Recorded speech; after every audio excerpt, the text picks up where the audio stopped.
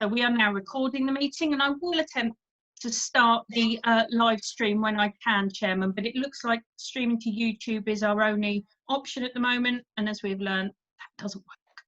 So if I could remind everybody to stay on mute, it does help with the sound quality, and I'll now hand over to the Chairman, the Mayor, Councillor Graham-Winter.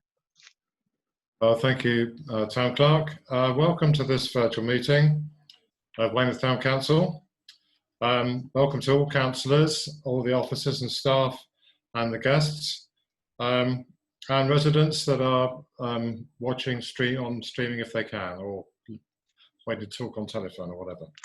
Okay, so we're being live streamed, as Jane said, so and the other thing I would say, please, councillors, can you please be as brief as you can, and please don't repeat anything that somebody else has said, because we've got quite a full agenda, as you all know.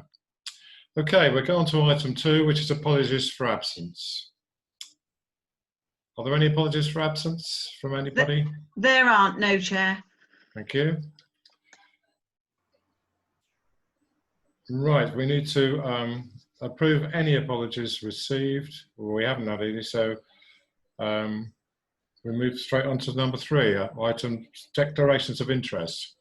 Has any councillor a declaration of interest on any item on the agenda? No, Mr. Mayor. No items, declarations? I've had Okay. none notified, Chairman, and no request for dispensation. Thank you. Okay, item 4, minutes of the last meeting. These will be signed at a later date, obviously, when we're able to meet face to face. Are there any questions about the minutes at all? Is it your sorry, are you all in favour that the minutes be signed at a future date as a true record? Is there anybody wishes to vote against? Okay, I take that as a unanimous vote. Is everybody happy with that? Okay. Right, okay, Town Clerk. Right, we move on to councillor questions. At the moment, no questions have been received at the moment from the office. Does anybody wish to ask a question at this time? I'll take that as a no. So I'm just having a look through, Chairman. I can't see anybody waving, and there is no one with their hand raised that I can see. Right, brilliant. We'll move on to item 6 now then, which is public questions. Chair, please, could I just interrupt for a moment? I've had an email from Councillor Tewkesbury, and he says, could somebody send him the ID to get into the meeting? Okay. So there was somebody missing. We weren't all there. Nikki, are you able to do that? You're on mute, Nikki. I can do that. I just can't take notes and send the link at the same time. So I'll just. I just, sorry to interrupt. I've just sent it over to him. Okay, Councillor Kanji is also asking for the link. Okay. Can that be done? Yeah, I'm just doing that now. Thank you very much, Nikki.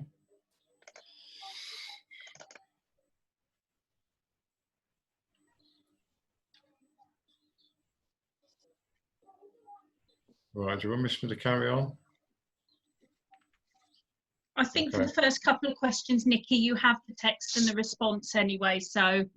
Yeah. Okay, cool. Right, the questions, any work of Dorset Council obviously won't be taken at this meeting. The following questions have been submitted by a member of the public. Question 1, who paid for the original resurfacing of the marsh when the track was taken up? It has been redone. Was this because of poor workmanship in the first place? And so have local council taxpayers paid for it twice? And I think Tara Williams is going to reply on that one for us, or she's written a reply, is that right? Yes, the council paid the first time round. The work that has been carried out at the marsh on the footprint of the old running track is to improve the soil profile. Unfortunately, due to the exceptionally dry weather experienced over the last couple of years in the spring and the summertime, the soil has become very compacted, and we need to allow more air and water to get into the structure of the soil. During the spring 2020, the ground was deep tined, overseeded and fertilised. This will be repeated in August, September. The blame doesn't lie with the contractor. A topsoil analysis determined that the soil supplied is suitable for general landscape purposes such as trees, shrubs and amenity grass, and is compliant with the requirements of British Standard for topsoil. Thank you, Tara. Thank you. Okay, the second question, I'll read out. With the country now coming out of lockdown and the government now stopping the homeless funding, what are Weymouth Town Council doing to assist Dorset Council to send those not from who haven't links to this town back to where they were prior to lockdown? The Park District has many issues, but none have been resolved. Resident and hotelier parking just being the tip of the iceberg, now antisocial behaviour caused by drug-related issues during the lockdown. And during lockdown, people with mental health issues and dealing with domestic abuse became almost invisible, mainly because it's all happening behind closed doors. What are the councils doing to actively support those people and engage with them as lockdown is lifted? And our town clerk, I think, has got response to that one. Thank you, Chairman. Yes, I have a response from the council as a whole, and then I'd like to hand over to Councillor Orrell, who will respond as a town councillor and Dorset Council councillor.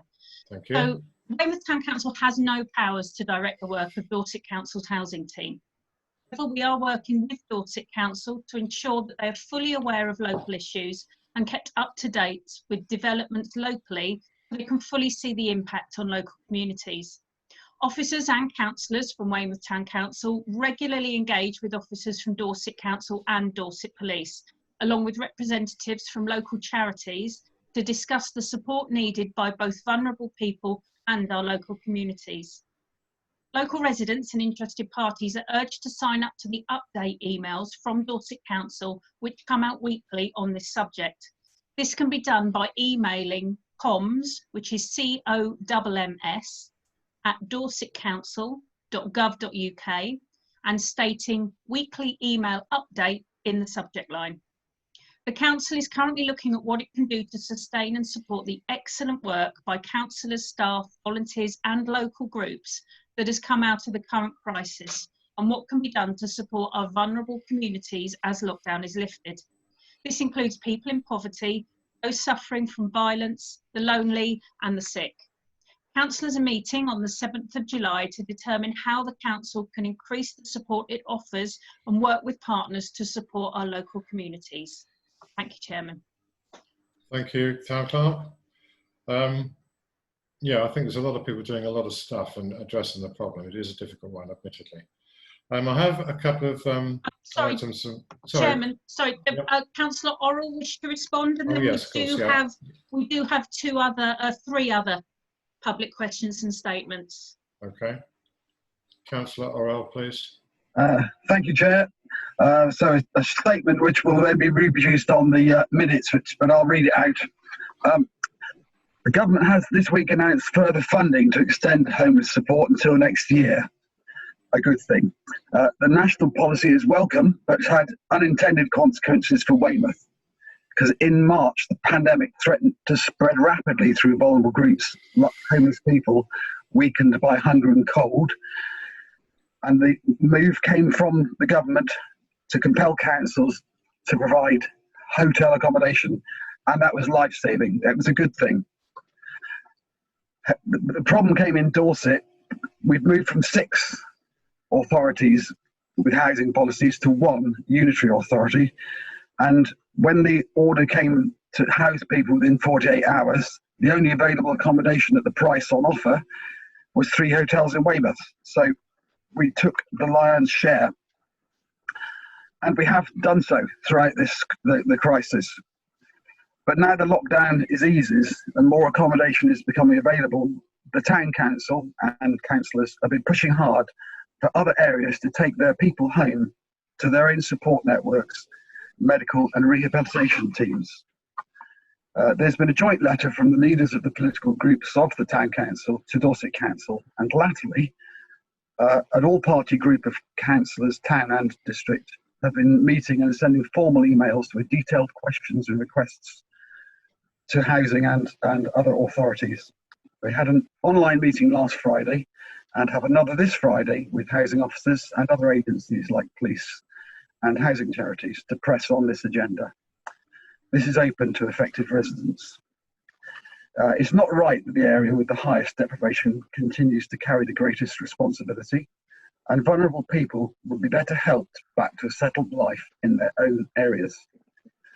And that's what where the teams know them and can support them. And local councillors will not rest until this happens. And I'd like to pick up the other point on the question there was what's happening on domestic abuse and mental health. Again, that's probably more a district council thing than a town council, but we all work together. I'll just, for those that are looking online later, I'll put the numbers for people to get help, and the links to all this will be in the minutes. There's quite a big range of services for domestic abuse and also for mental health. So if people follow the links that come out in the minutes of this meeting, they'll be able to get help. Thanks. Thank you, Councillor Orwell. That's great. Okay, move on. I've got Councillor Louis O'Leary from Dorset Council, which is to speak regarding the harbour and pedestrianisation. Councillor O'Leary, please. Thank you, Mr. Mayor. Yeah, in front of me I have a document, a PDF, sent to myself and to a cabinet member in Dorset Council, which contains just over now 200 signatures from harbourside residents, fishermen, divers, business owners, people with connection to the harbour, saying no to any form of pedestrianisation. Obviously, this is a Dorset Council matter, but I am aware that Weymouth Town Council, an officer from Weymouth Town Council was involved in drawing up plans. I just want to say that and ask that these things now be halted, as Dorset Council's cabinet member is unaware of a lot of this, and is scaring a lot of folks on that harbour to be told by certain people that this is a done deal, it's going to happen, because quite frankly it's almost as dead as the dodo, especially with Councillor Bergman's proposal to a ferry, which, you know, if you speak to the folks that are in the know on that, ferry service would affect plans to pedestrianise Custom House Quay almost certainly. So I would just ask that, you know, this business be either put to bed or, you know, go through the proper channels. That's all I'm asking. Thank you, Councillor. I'm sure that Dorset Council will look at your concerns and will make a proper decision. Okay, the next one I've got is Mr. Theobald. Mr. Robert Theobald's got a question regarding the Weymouth ferry service. Thank you. Mr. Theobald. So I think I was going to read that out, Chairman, but if Mr. Theobald would like to read it. I know he's online, yeah. Would you like to read it out, or you're on mute, Mr. Theobald? No, I'll let the town clerk read it. Okay, fine. Thank you. Town clerk. Thank you. I'm just getting the text up now, Chairman. So, Mr. Theobald said that this is a statement for the Council regarding reinstatement of the Weymouth Channel Island ferry service. Poole offers no advantage to travellers as it takes the ferry 45 minutes to get out through the sea and speed up. Weymouth is not just closer to the islands, the ferry can speed up very soon after leaving the harbour, thus saving time.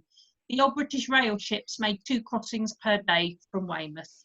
And so that is a statement, Chairman, not a question. Okay, thank you, Mr. Theobald, for that. Again, that's coming up in a bit on the agenda, so we'll look at that when it comes up. Did you have another one, Yes, so I have one other statement, and then I'm aware that Councillor James has her hand raised, Chairman. So the final statement is again regarding the ferry item. And this is from a member of the public who wishes to say that if this is going to be taken forward, that the lights at the Jubilee clock must be looked at. He has significant concerns about the amount of traffic and the ability of those lights to cope now, and if a ferry service were introduced, this could spell disaster for local roads and have serious impacts for both residents and visitors. He says he has spoken to Councillor Huckle previously about this, who is aware of his concerns regarding those lights, and wanted the committee to be aware that his concerns continue, particularly in light of the plans for discussions on a ferry service. Thank you, Chairman. Thank you, Town Clerk. Right, there's no other questions and statements there. This will be looked into. Councillor James, you wanted to make a brief statement? Yeah, all I say is I think I'll put it in an email response to Councillor O'Leary's concerns, because I think some of this regarding the pedestrianisation has been a bit of a knee-jerk reaction going along with you know, trying to make sure we're green and clean, which is a good thing, but I think there's a lot more to it, and I can put that all in an email and copy it to all members. That's great. My thoughts and views of what we've done previously. Thank you. Thank you. Okay, we'll move on to Town Mayor's announcements. I'll be brief. With Luke's help, the Mayoress and I went around town talking to shops, or not all, but some, that had opened up this week, or last week, should I say? This week, last week? Whichever. Time just disappears, doesn't it? To wish them all the best. They've been locked up, the shops have been locked up for 3 weeks, 3 months, sorry. And we just wandered around to say hello to people and wish them all the best. And I also did a Armed Forces video, which some of you would have seen on the Facebook page. And of course, people have been ringing me up about various issues. One of which is 5G, but that's going to come up at a later date. But I'll move on to the next one, which is outside bodies and local updates. No updates have been received prior to the meeting. So we'll move to item 9, which is Dorset Council reports. And no reports have been received from Dorset Council at the moment. So we move on to committee minutes and recommendations. Are there any questions regarding the minutes of previous meetings, please? Committee minutes. If so, could you raise your hand if there are any questions? Okay, I can't see any hands raised. So does anybody wish to vote against noting the minutes or any recommendation? Can't see any. So No, I take can't see any, Chairman. So I take that we can confirm that everybody is in favour of accepting the minutes of the committee meetings. So we'll take that as a unanimous vote. Okay, Town Clerk? Yes, Chairman. Thank you. Okay, we'll move on to item 11, which is the internal audit report. And I'll hand over to Ian Mill for this one, if I may. Ian? Thank you, Chairman. I will keep this brief, but the next 3 items, they all relate to the annual governance and accountability return for the year 2019-20. I will probably refer to that as the AGAR, as it's slightly easier to say as we go forwards. The AGAR is split into 3 sections, and regulations dictate that we need to consider those as 3 separate items. The first item, which forms part of the AGAR, is the annual internal audit report for 2019-20. Members will note from Appendix A that the audit report contains internal control objectives for which internal audit base their work, and I'm pleased to inform the committee that all of those objectives have been achieved, and we've got a clean bill of health in respect of that. In addition to the report which contained within the AGAR, the internal auditors actually produced a separate report which is shown as Appendix D, and within that I'm pleased to also announce that each of the expected key controls, the internal auditors have concluded that they are all operating and they are all effective. You will note that there are some minor recommendations within that report which officers will take on board going forwards. And I would just like to bring members' attention just to one final point contained within that SWAP report. It is just around the corporate risk assessments. They assess the risk of financial management that it's inadequate and ineffective, and that could result in financial loss for the council, or it could result in fraud. Officers initially said that that risk was a medium risk. I'm pleased to inform members that, having concluded their audit, the auditor's assessment is that that risk is actually low. So as part of this report, we're just asking for members to note the internal audit report contained within the AGAR and the SWAP's internal audit report in respect of the annual return. Thank you, Ian. To get through our first year in such a position, the first audit, goes to show how well the council are doing in their first year, and I think that's good. Is there anybody who wishes to vote against noting the annual report? If so, raise your hand. Can't see any hands raised. So the internal. Sorry, Councillor Gray. Yeah, I've just got a couple of questions, if I may, if that's okay, Yeah, about sure. item 11. Ian, well done, first thing. On the final asset report, it talked about some minor issues around standardisation of risk management, petty cash, those sorts of things. Have they been implemented yet or not? The areas around, when we get back into the office environment, the areas around the petty cash will certainly be implemented. There is ongoing work around the risk assessments. As you'll appreciate, there's an awful lot of risk assessments which were brought over from the Borough Council, and we're in the process of ensuring we have a standardised template. So although we've got all the risk assessments, they are slightly different. So that work will be ongoing throughout the year, just to ensure that they are of a similar format that can be compared like for like. And I noticed that the asset module for Realtis, the asset model is that fully updated yet? Are we using that yet for the asset management? So the asset management module is implemented. It's in the process of being populated with the data. There is an awful lot of data which needs to be input. We have got all of that on the spreadsheet records and an equipment database at the moment. But as we go through the year, then obviously that data will be transferred to the specialised module contained within Realtis, which is our financial management system. Brilliant, thank you. Thank you, Chair. I've got some questions about 12 and 13, but I'll wait for them to be introduced. Thank you. Okay, thank you. Anybody else got any comments to make on that item 11, internal audit report? No one has their hand raised, Chairman. Okay, so we can confirm that that's been accepted. Well, we noted those unanimously. Okay. Right, we move on to annual governance report. Sorry, Chairman, was there a vote on that? Because it does form an important part of the governance. Do we need to vote on that? Can I have a proposal, please? Councillor Gray? A seconder? I'll second it. Councillor Barrow. Councillor Barrow, okay, brilliant. Again, I'll go through the list then. Do I need to go through the list? If you could please, Chairman, just for these finance items, because then it makes it explicitly clear. Okay, that's fine. Okay, that's absolutely fine. Okay, just for or against or abstain, please. Chairman, can't we do it by triggering reactions and toolbar, which gives a thumbs up or a no down, so that it appears on the screen?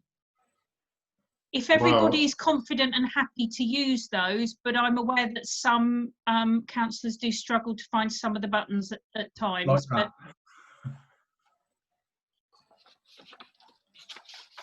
So we will just need some time to get through it and count all of these.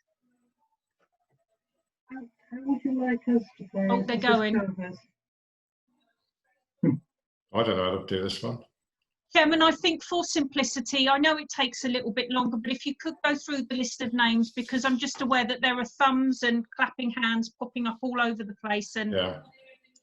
I'll go through the list then, okay, so people listen for your name, say for, against, or abstain, okay. Councillor Barrow? For. Bergman? For. Brooks? For. Ferrari? Not here. Frost? Is here. For. I beg your pardon. Ferrari, did we get Tony? For. Yep. Frost, we done? For, yeah. Councillor Furman? For. Gray? For. Hamilton? Councillor Hamilton? For, she mouthed. Councillor Harris? For. Hope? For. Huckle? For. James? For. Kanji? Is he on board? He's giving the thumbs up, Chairman. Okay, that's Councillor fine. Kanji's struggling with audio tonight. Okay, Lambert? For. Legg? For. Mannings? For. Morgan? For. Nickinson? For. Northam? For. Oral? For. Roos? For. Taylor? For. Tewkesbury? For. Wakeling? For. Weaving? For. Watley? For. Weller? Winter? Yes, 4. Unanimous, I think. Okay, lovely. Okay, we move on to the annual governance statement. Again, Ian Milne, please. Thank you, Chair. So we're moving on to the annual governance statement, which is the next part of the AGAR return. I'll just read out what the purpose of the statement is, just so members are aware. And the purpose of the annual governance statement is for the council to report publicly on its arrangements for ensuring that its business is conducted in accordance with the law, regulations and proper practices, and that public money is safeguarded and properly accounted for. So that's the purpose of the annual governance statement. There are a number of assertions which are contained within the Joint Panel on Accountability and Governance Guide, to which we have to review to ensure that we can say yes to all of the statements within the annual governance statement. And the assertions have set out the actions that the council needs to have taken during the year or after the end of the financial year. And like I say, for us to be able to say yes, we have to confirm that we comply with the practitioner's guide and the information contained within there. Having reviewed the guidance, I've concluded that, along with the town clerk, responsible financial officer, that we can put yes to all of those statements. So we need the council to formally approve the annual governance statement. And if they do that, Chair, then we need yourself and the town clerk to actually sign that statement as part of this process. Okay, fine. Right, are there any questions on that one? Councillor Gray wished to speak, Chair. Yes. Yeah, Ian, thank you, Chair. Ian, under assertion 1.4 about investment strategy, it says that we're developing plans. I just wondered, I haven't seen anything, how far we are away from developing investment plans? So the simple answer to that, Councillor Gray, is we have got an investment strategy which is ready to go before Finance and Governance Committee. And that will contain the strategy of where we can and can't place our investments, and hopefully the Finance and Governance Committee will be able to consider that and approve it, so that we then have a framework to expand on what we're actually currently doing at the moment, which, to be fair, is minimal because we're just coming out of the first year, but that will set the framework for which we can then invest, and the institutions, type of institutions which we can invest our money into. Brilliant, thank you. Okay, any other comments? Thank you. I need to sign a piece of paper, but I need to take a vote again. Sorry about the process. But if we note the report, the annual governance statement, is everybody happy to accept that? Say for, please, against or abstain. Chairman, unfortunately, we have to be extremely careful around the language we use for the next 2 items.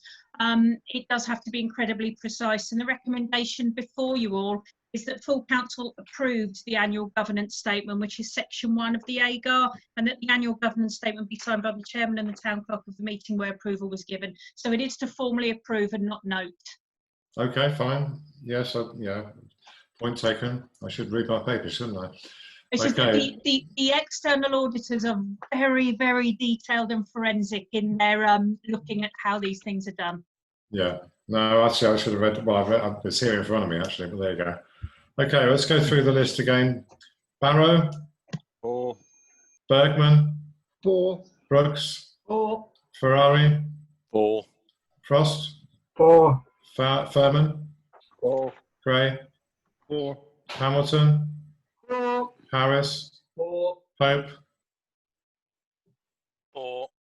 Huckle? 4. James? 4. Kanji? 4. Lambert? 4. Legg? 4.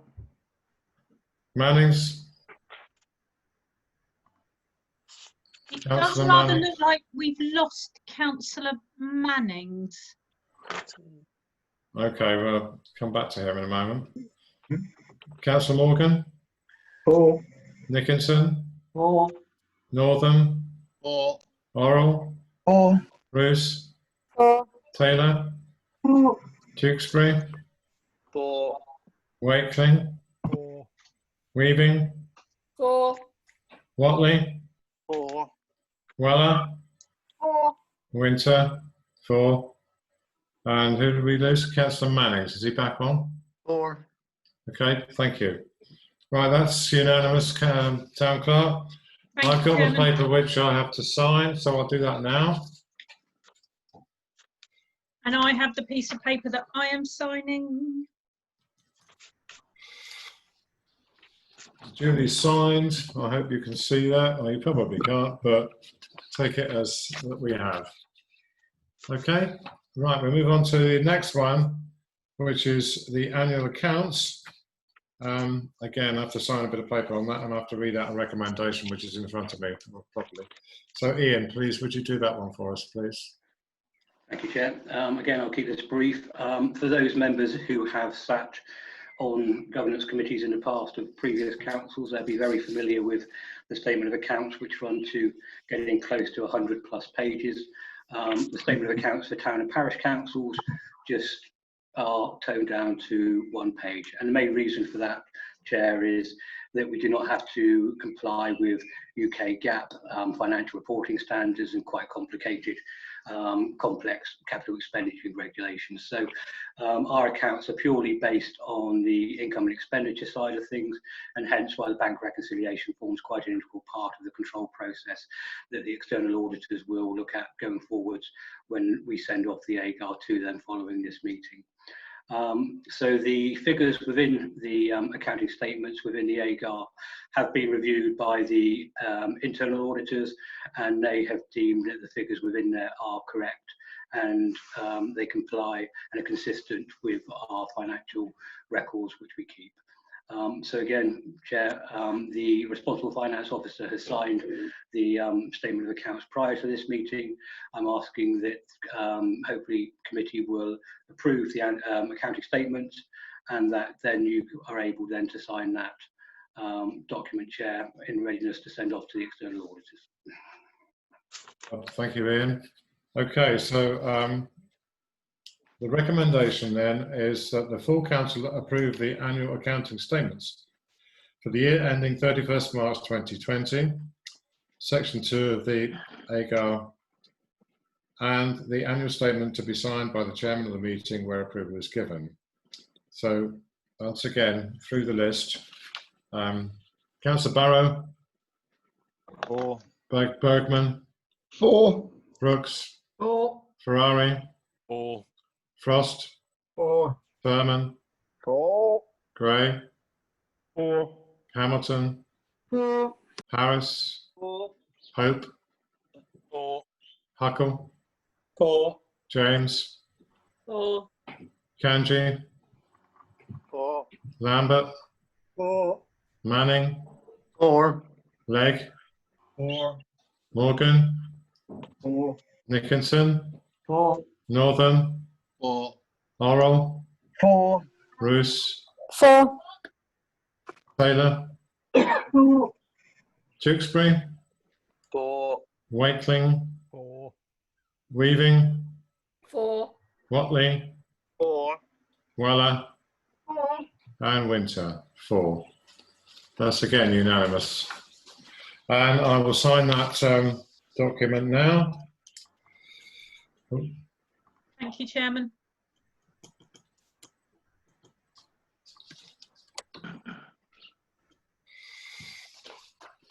Duly signed.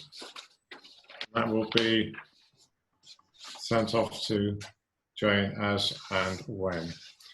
Okay, next one. Chair, sorry, do we need a proposer and a seconder for that one? From a Town process, Clerk? from a process point of view, it's not necessary for this vote.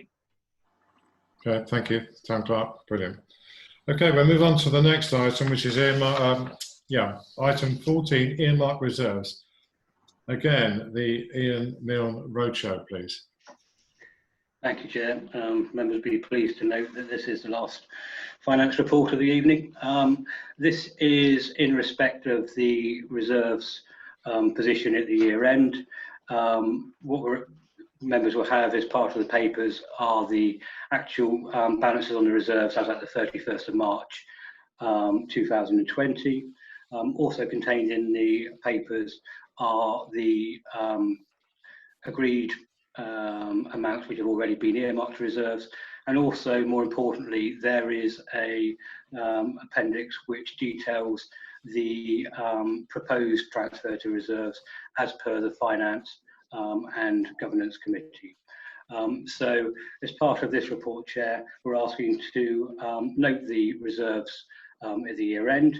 We're asking members to note what already has been agreed to be transferred to reserves, and we're asking for member approval of that list recommended from Finance and Governance Committee to earmark reserves. We're asking for that to be approved. Normally, Chair, that would be the end of this report, but we are in strange times, and members will all be aware that there are some financial issues in terms of 2020-21, the current financial year, particularly around the ability to collect income for this year. So what we're asking as part of this report, Chair, is part of the underspend from 2019-20, so that would be the balance after allocating reserves from Finance and Governance Committee, that can actually be earmarked to offset any overspend for the current financial year, which is prudent financial management, and it would just hopefully sort of cushion the blow for the overspend for the year. We have to recognise, Chair, that balance may not be sufficient to bridge that gap for the overspend for 2021. And in the final part of this report, Chair, is just to ask for members' approval that unrestricted reserves would be used to bridge any gap above and beyond the balance which is left on the unallocated general reserve. So happy to take any questions on that, Chair. Oh, thank you. I've got some speakers here. Councillor Harris, please. Thank you, Chairman. I just want to re-emphasise the fact that the Finance and Governance Committee had a thorough look at all of this aspect of the budget at its last meeting. I hope you've all had a chance to read the minutes of that meeting, and that the Finance and Governance Committee were unanimous in their support for the proposals that are in front of you tonight. Thank you. Councillor James, please. You're on mute. You're on mute. Sorry. I just wanted two questions, and I am in support of the report. One was on the Appendix G about Section 106 agreements, and it mentions Wiltshire Avenue, which I'm assuming is the play area. I would like to make sure that all council members of this particular area are informed about what exactly will be done or what they're needing to do, other than renew perhaps possible play equipment. And also it has a mention of Fairway Court as being as play area improvements in Weymouth. I was unaware that there were any play equipment or area other than the small green there, so I wonder if perhaps either Tara could answer that or email me with what it all is about. Thank you. Tara, did you want to come back on that one? Yeah, would you prefer that I emailed so that we can obviously keep things going, or I can respond now if you like? No, if you email, that's fine, Tara, because then it saves time tonight. Thank you. Okay, thank you very much, you two. Does anybody else want to speak on this item? Because we've got 5 recommendations in front of you. Is it your wish that we take all 5 together? You give a thumbs up or something like that? Yeah, brilliant. Okay, we'll do that then. So we'll take all those 5 recommendations. Do I need to, Town Clerk, do I need to read them out, or? Yes. Not unless you wish to, Chairman, but I would ask for a proposer and a seconder for this. I can have a proposal that we can set the report. Councillor Gray. Seconds. Who said that? Councillor Hope. Councillor Hope, fine, okay. Councillor Gray proposed, Councillor Hope second. Again, the boring bit, the vote. Councillor Barrow, for or against? For. Bergman? For. Brooks? For. Ferrari? For. Frost? For. Furman? For. Gray? For. Hamilton? For. Harris? For. Hope? For. Huckle? For. James? Councillor James? For. Kanji? For. Lambert? For. Legg? For. Mannings? For. Morgan? For. Nickinson? For. Northam? For. Orrell? For. Roos? For. Taylor? For. Tewkesbury? For. Wakeling? For. Weaving? For. Watley? For. Weller? For. And Windsor, 4. That's unanimous, thank you. Right, that's the end of the finance bit, which is great. So we'll move on to item 15, governance improvements for Weymouth Town Council. And I'll hand over to Councillor Wakeling for this one, please. Thank you, Mayor. I won't read this out to everyone. Just very quickly, I'd like to thank the members of the Governance Board for their work on this, who is David Harris, Howard, Lucy and Anne. I'd like to thank the other people that also contributed stuff to the idea pot. David Gray came on a field trip with us. Both Grahams have attended meetings, and we had quite a lot of email response when this paper was originally circulated in March. So thank you, everyone. And I will hand it back to the chairman, or take questions if anyone has any. Okay, has anybody got any questions at all? Councillor Brooks, please. Thank you, Mr. Mayor. How do you propose to take these, one at a time, or? Well, I'm open to suggestions. Well, we can take them one at a time, or we can block them or group them. I mean, you suggested. No, I don't agree that we take them all at the same time. I've got a few comments to make on some of them, and one or two slight amendments, if I may, on one or two of the things. Do you want me to go down each one? And Yeah, Councillor Brooks, yeah, please. so the first one, which the decision one, the group of recommendation option B, which was appoint a mayor and deputy mayor. Oh right, sorry. My preference for this is not what the committee are recommending. I'd like to go for vote B, where we appoint a mayor and a deputy mayor, and that there's a recommendation that the deputy mayor takes over as the mayor the following year, obviously provided that nothing happens untoward to that person. I know that's probably been.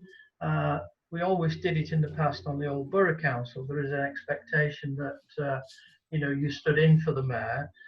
When I was deputy mayor, I think I did 48 engagements, which is probably a borough council record, because I don't think most others, when we were deputy mayor, got anywhere near that. But I was extremely busy.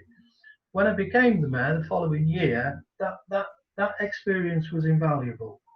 And I know that even on the old borough council, we went to a formal vote at the annual general meeting of the council. I mean, at any one time, anybody could have put in an alternative proposal, but it didn't happen. So because somebody is now suggesting that we don't do that, I think I'd just like to propose that we go for option B and appoint a mayor and a deputy mayor each year, with an expectation or a recommendation that the deputy mayor takes over as mayor the following year.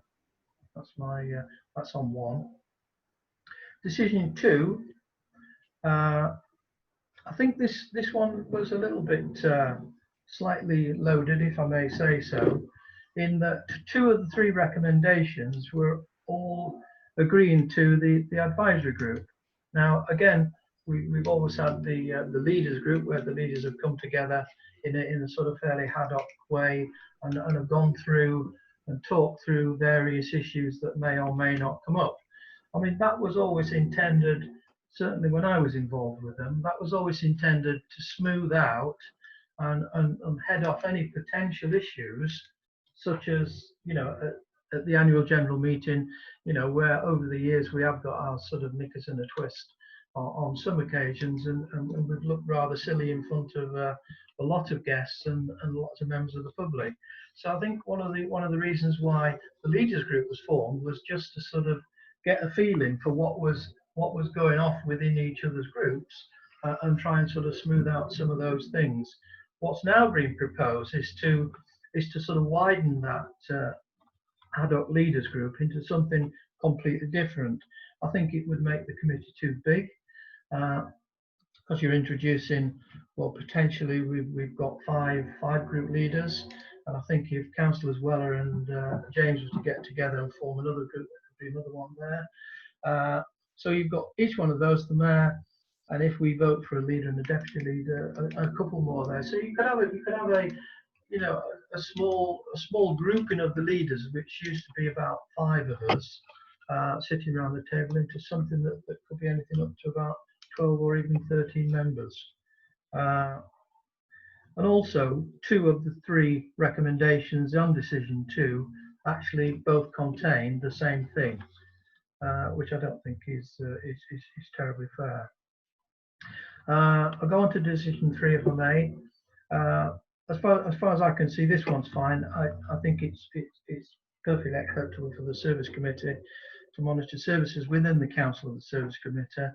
However, there is one little bit in there which I don't particularly agree with, and I'd be grateful if could allow a slight amendment to that. It goes on to say that any councillor or a member of the public can raise issues which they think the committee or the council ought to look at. Now, I'm not in any way against any member of the public saying how and what we should be looking at, but I do think members of the council or other elected members coming forward with issues that they want the committee to look at, perfectly reasonable. But I think if we make it in a way that any member of the public could come to us and say, well, I would like you to scrutinise this, I think we're just leaving ourselves a little bit wide open for people that just come along to us with single issues, and I don't think that's particularly a good way forward. So if on decision 3, if we could have something in the wording that says recommendations from elected councillors and members of the public may be considered for inclusion, I'd feel a lot more happy with that one.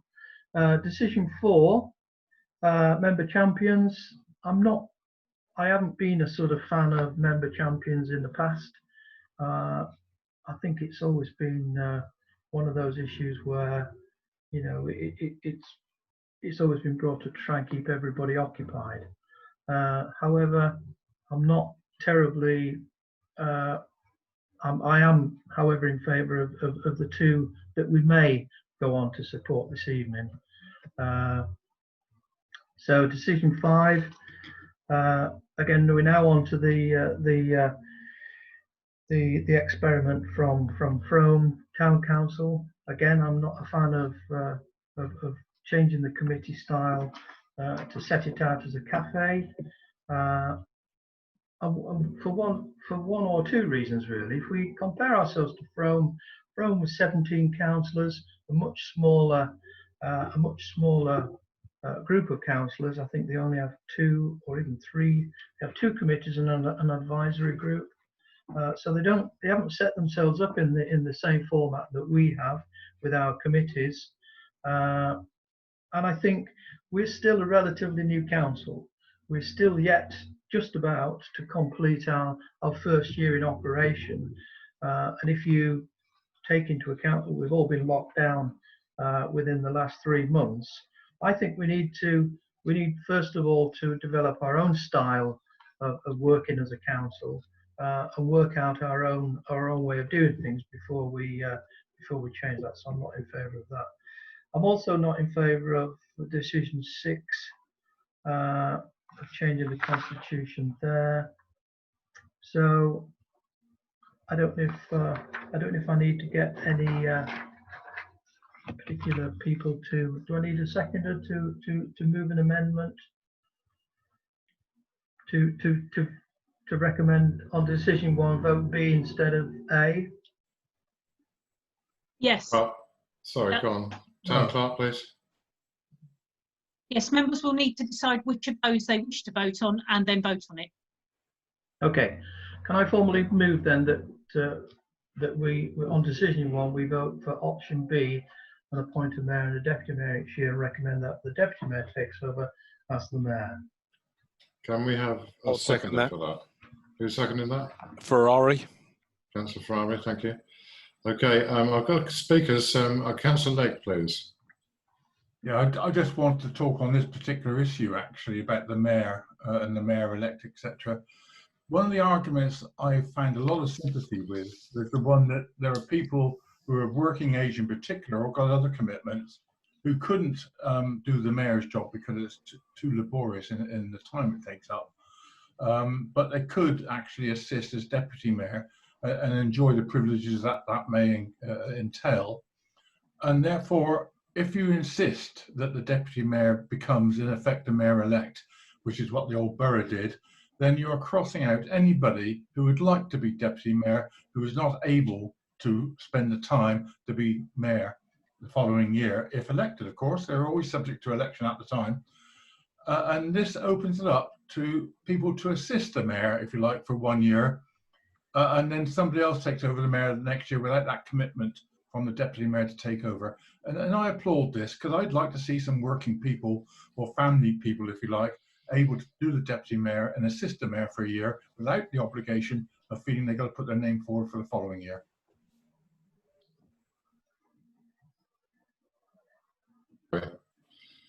Yeah, thank you, Councillor Legg. Anybody else wish to speak on this matter? I can't see any hands up anywhere. Can you press the raise hand button? Councillor Furman wishes to speak, Chairman. Councillor Furman, please. Yes, thanks, Chair. I'd just like to echo what Howard said there. I think it really does disadvantage us from having an inclusive pool of councillors to pick from. I could use myself or Councillor Hope as an example. It does seem to me that by that, Councillor Brooks, you are then just saying, right, let's just have predominantly a white, old, retired male as our mayor. And that's just what it's going to be, because that's how it's going to roll. And I don't think I want to be a part of a town which just enforces a stereotype like that.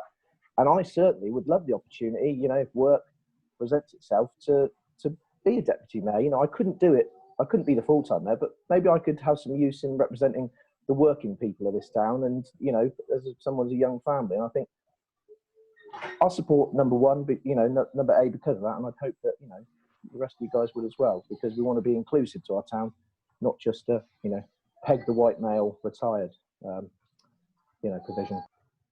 Thank you, Councillor. Councillor Harris, please. Yes, and I think the other point that we can say is that option A was deliberately phrased the way it was to enable that to happen, but also in order that we can have a mayor-elect, the deputy mayor can be the mayor-elect or needn't be the mayor-elect. So Alex, as he's just said, could be the deputy mayor, but would immediately say, I don't want to be the mayor-elect, and then we would appoint a mayor-elect. So that person could take the succession and run it smoothly. So we've got built into the system the opportunity for young people, family people, to have the opportunity of being deputy mayor without committing themselves to being the mayor the following year, whilst at the same time having somebody on standby who is aware that the following year their calendar might get quite well filled. Thank you, Councillor Harris. I have to say, I initially thought option B was the better one, but I have been persuaded that option A is radical-ish. Well, it is certainly for us, and it's different. It gives other people a chance. Anyway, I've got Councillor Hope, please. Thank you very much, Mr. Mayor. I don't actually probably need to speak because I think Councillor Furman has said everything I wanted to. This gives opportunity for more and more people to represent the wider community, go out and see what more is going on, and have a more active role in running the council. And I would be fully supporting that proposal. Thank you very much. Councillor Wakeling, please. Thank you. Can I just add, Kevin, that the number A, as David said, is phrased so that we could, in fact, have the deputy mayor. We could vote for A, and the deputy mayor could be the mayor-elect. That's our choice every year. So it doesn't take away the option you want. It just gives us a slightly wider option, A. But there's absolutely nothing to stop members going for A and then electing a deputy chair and then saying that person's the mayor-elect each year. There's nothing to stop that. It just gives us a slightly wider option. Thank you. I've got no hands up. Can we go to Councillor Nickinson, please? You're on mute.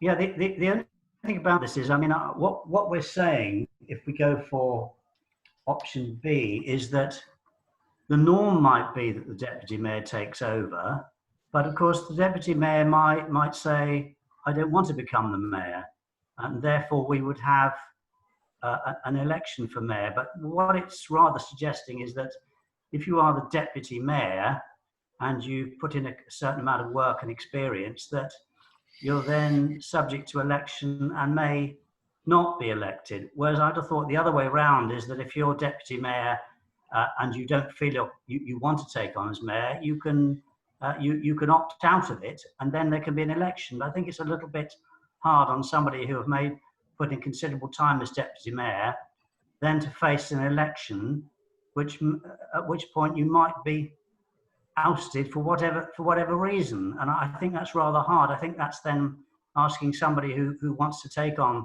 the role of deputy mayor, that you're asking him to put in all this time and then find that for whatever reason you can't take on as mayor. I'd rather have it where the deputy mayor has a choice of whether they want to take it on, because that doesn't preclude anybody then. If you take on as deputy mayor, you can take on mayor or not. I just think that's a fair way of doing it, because it still allows us to have a choice, because we're going to elect the deputy mayor at some point anyway, aren't we? So why not give them the opportunity to go on if they want to, rather than the other way around?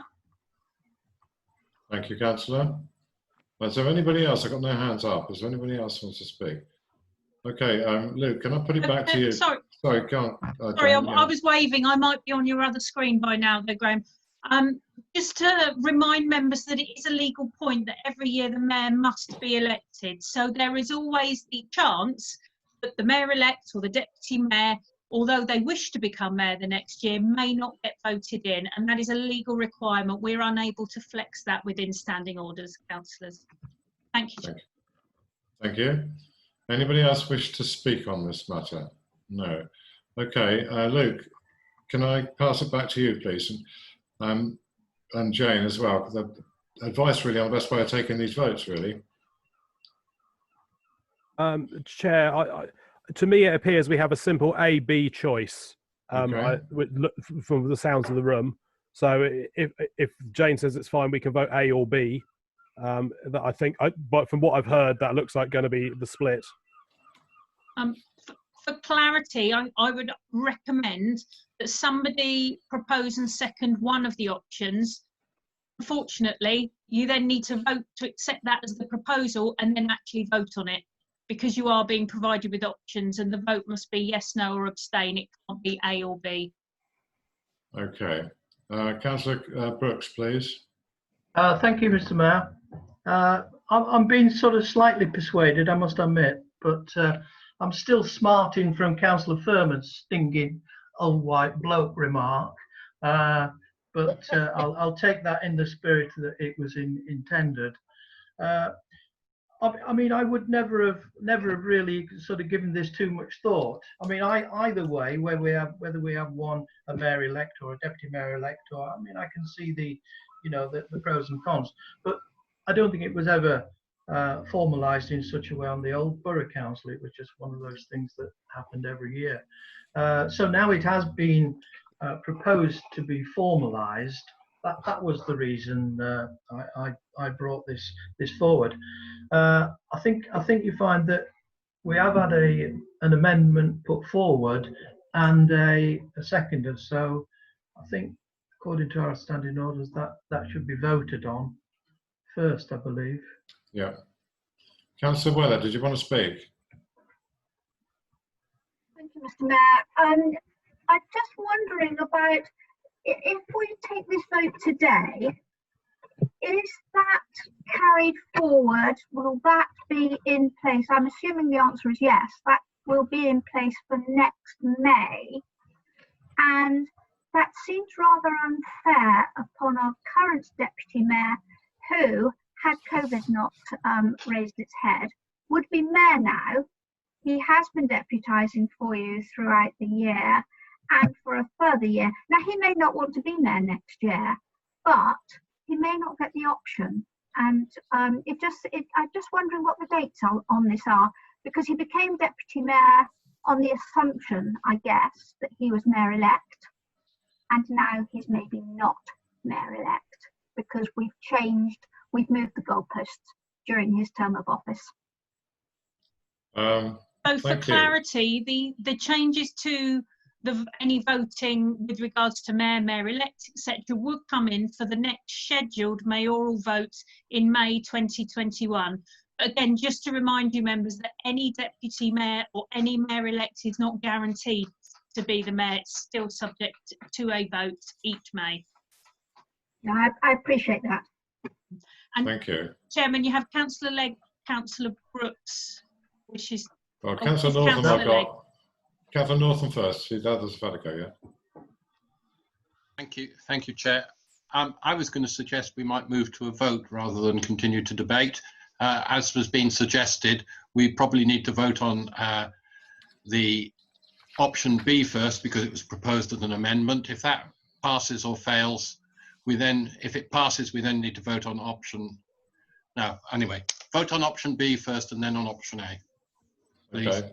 Yeah, I think the way it needs to work, councillors, is that a proposal has been seconded to agree that it's option B that goes forward. If that is then agreed by all members, then you vote on actually accepting option B, because you have to pick one or other. You can't. I can't present you with a range of options. You have to pick one option and then vote on it. Is everybody happy with that? Yes. I think you have a couple of hands up, Chairman, Councillor Legg and Councillor Hope, although there has been a motion to move to the vote. Councillor Legg first. Just two quick things. One is that we can ask Councillor Huckle at the next meeting if he'd like to become the mayor-elect and have an election there and then just to see the rest of this year out.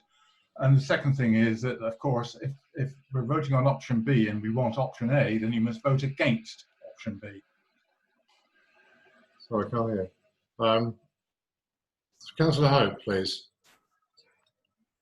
Thank you very much, Mr. Mayor. I was just wondering, could we not go for each recommendation, give our preference, and then take them on block to try and reduce the amount of times we have to vote on this? Because otherwise we're going to vote twice for every one and we could be here for a long time.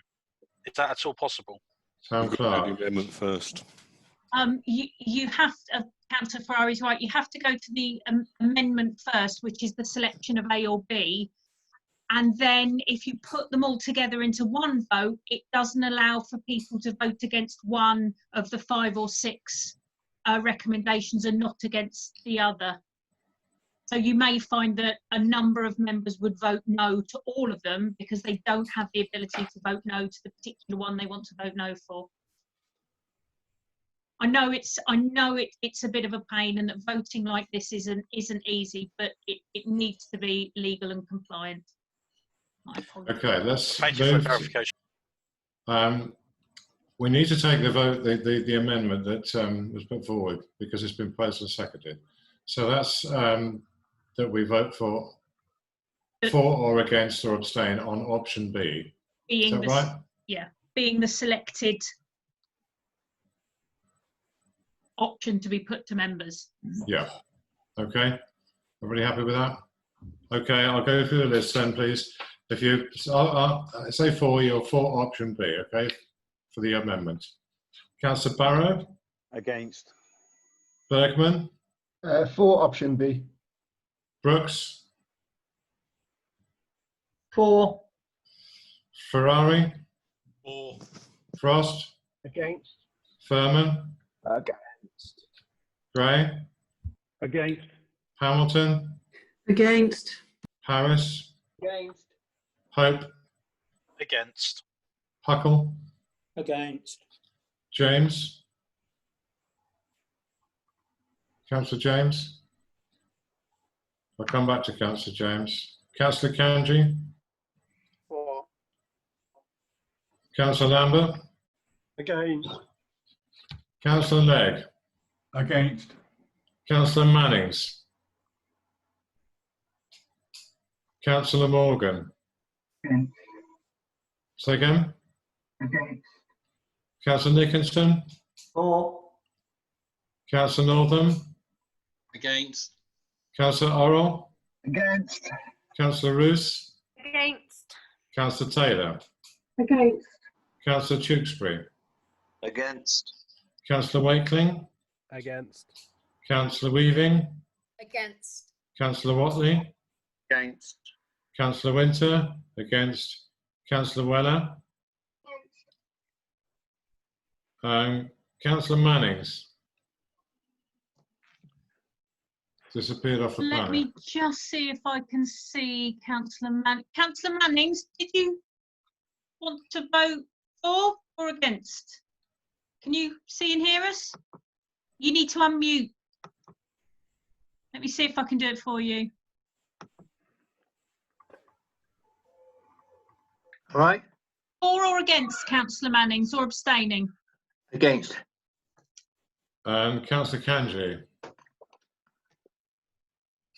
It was Councillor James. Sorry, say again, Nikki? It was Councillor James that we were Oh, missing. beg your pardon. Councillor James. I believe Christine has disconnected because her battery ran out. Oh, okay then. Okay, so the result of that was... So the motion is defeated, Chairman, by my reckoning 12 votes to 5. Okay. Right, brilliant. So we move on to, well, we need to vote for option A, do we not? Or Councillor Legg? I can't imagine it was 12 votes to 5. There's far more of us here than 17. Oh, sorry, 22 to 5. Sorry, that's my maths. I propose option A. Thank you. A seconder? I second. David Northam. And again, a vote for option A. Councillor Barrow? For. Beckman? Against. Brooks? Against. Ferrari? Against. Frost? For. Furman? For. Gray? For. Hamilton? For. Harris? For. Hope? For. Huckle? For. James? Kanji? For. Lambert? For. Legg? For. Mannings? For. Morgan? For. Nicholson? Against. Northam? For. Orrell? For. Roos? For. Taylor? For. Tewkesbury? For. Wakeling? For. Weaving? For. Watley, 4, Winter, 4, Weller. 4, Kate? Yeah, okay. Well, that's obviously... sorry. That's okay. Okay, so that's obviously carried. Yep. Okay. Yes, Chairman, 23 votes to 4. Okay, cool. Right, the next bit then. Luke, if you can just remind me what these are, please. What we need to vote on. So that was decision 1. I believe, and David Harris may be able to clarify, I think there was some feeling to put 2, 3, 5 and 6 together. But that's open to, if people want to try and group some of them together. I got a message that people would like to vote on 4 separately, but maybe 2, 3 and 5, 2, 3, 5 and 6 together. Is that something people would want to vote on together in a block? I think you've got a couple of no's and a couple of yeses. No, we want a separate vote. If a separate vote's been requested, then I guess we shall continue. So option 2, decision 2, really we were just trying to put down in paper what is actually happening with the leaders group, because it's an undocumented group. And there was also a discussion of whether we should have a leader. So option A is to have a leader and to codify the existing group. And option B is not to have a leader, but still to codify the existing group. It is currently, I think there's 7 of us that meet, which is 5 chairs. So 5 leaders and 2 committee chairs that aren't leaders. So it's not quite 13 people. But it potentially could be if everybody wanted to be represented individually. But there's about 7 people meeting regularly. So that's... C is not to change anything, but I personally, I dislike things that are not documented. I think if a group exists, then it should be written down so people know the rules. Okay, thank you.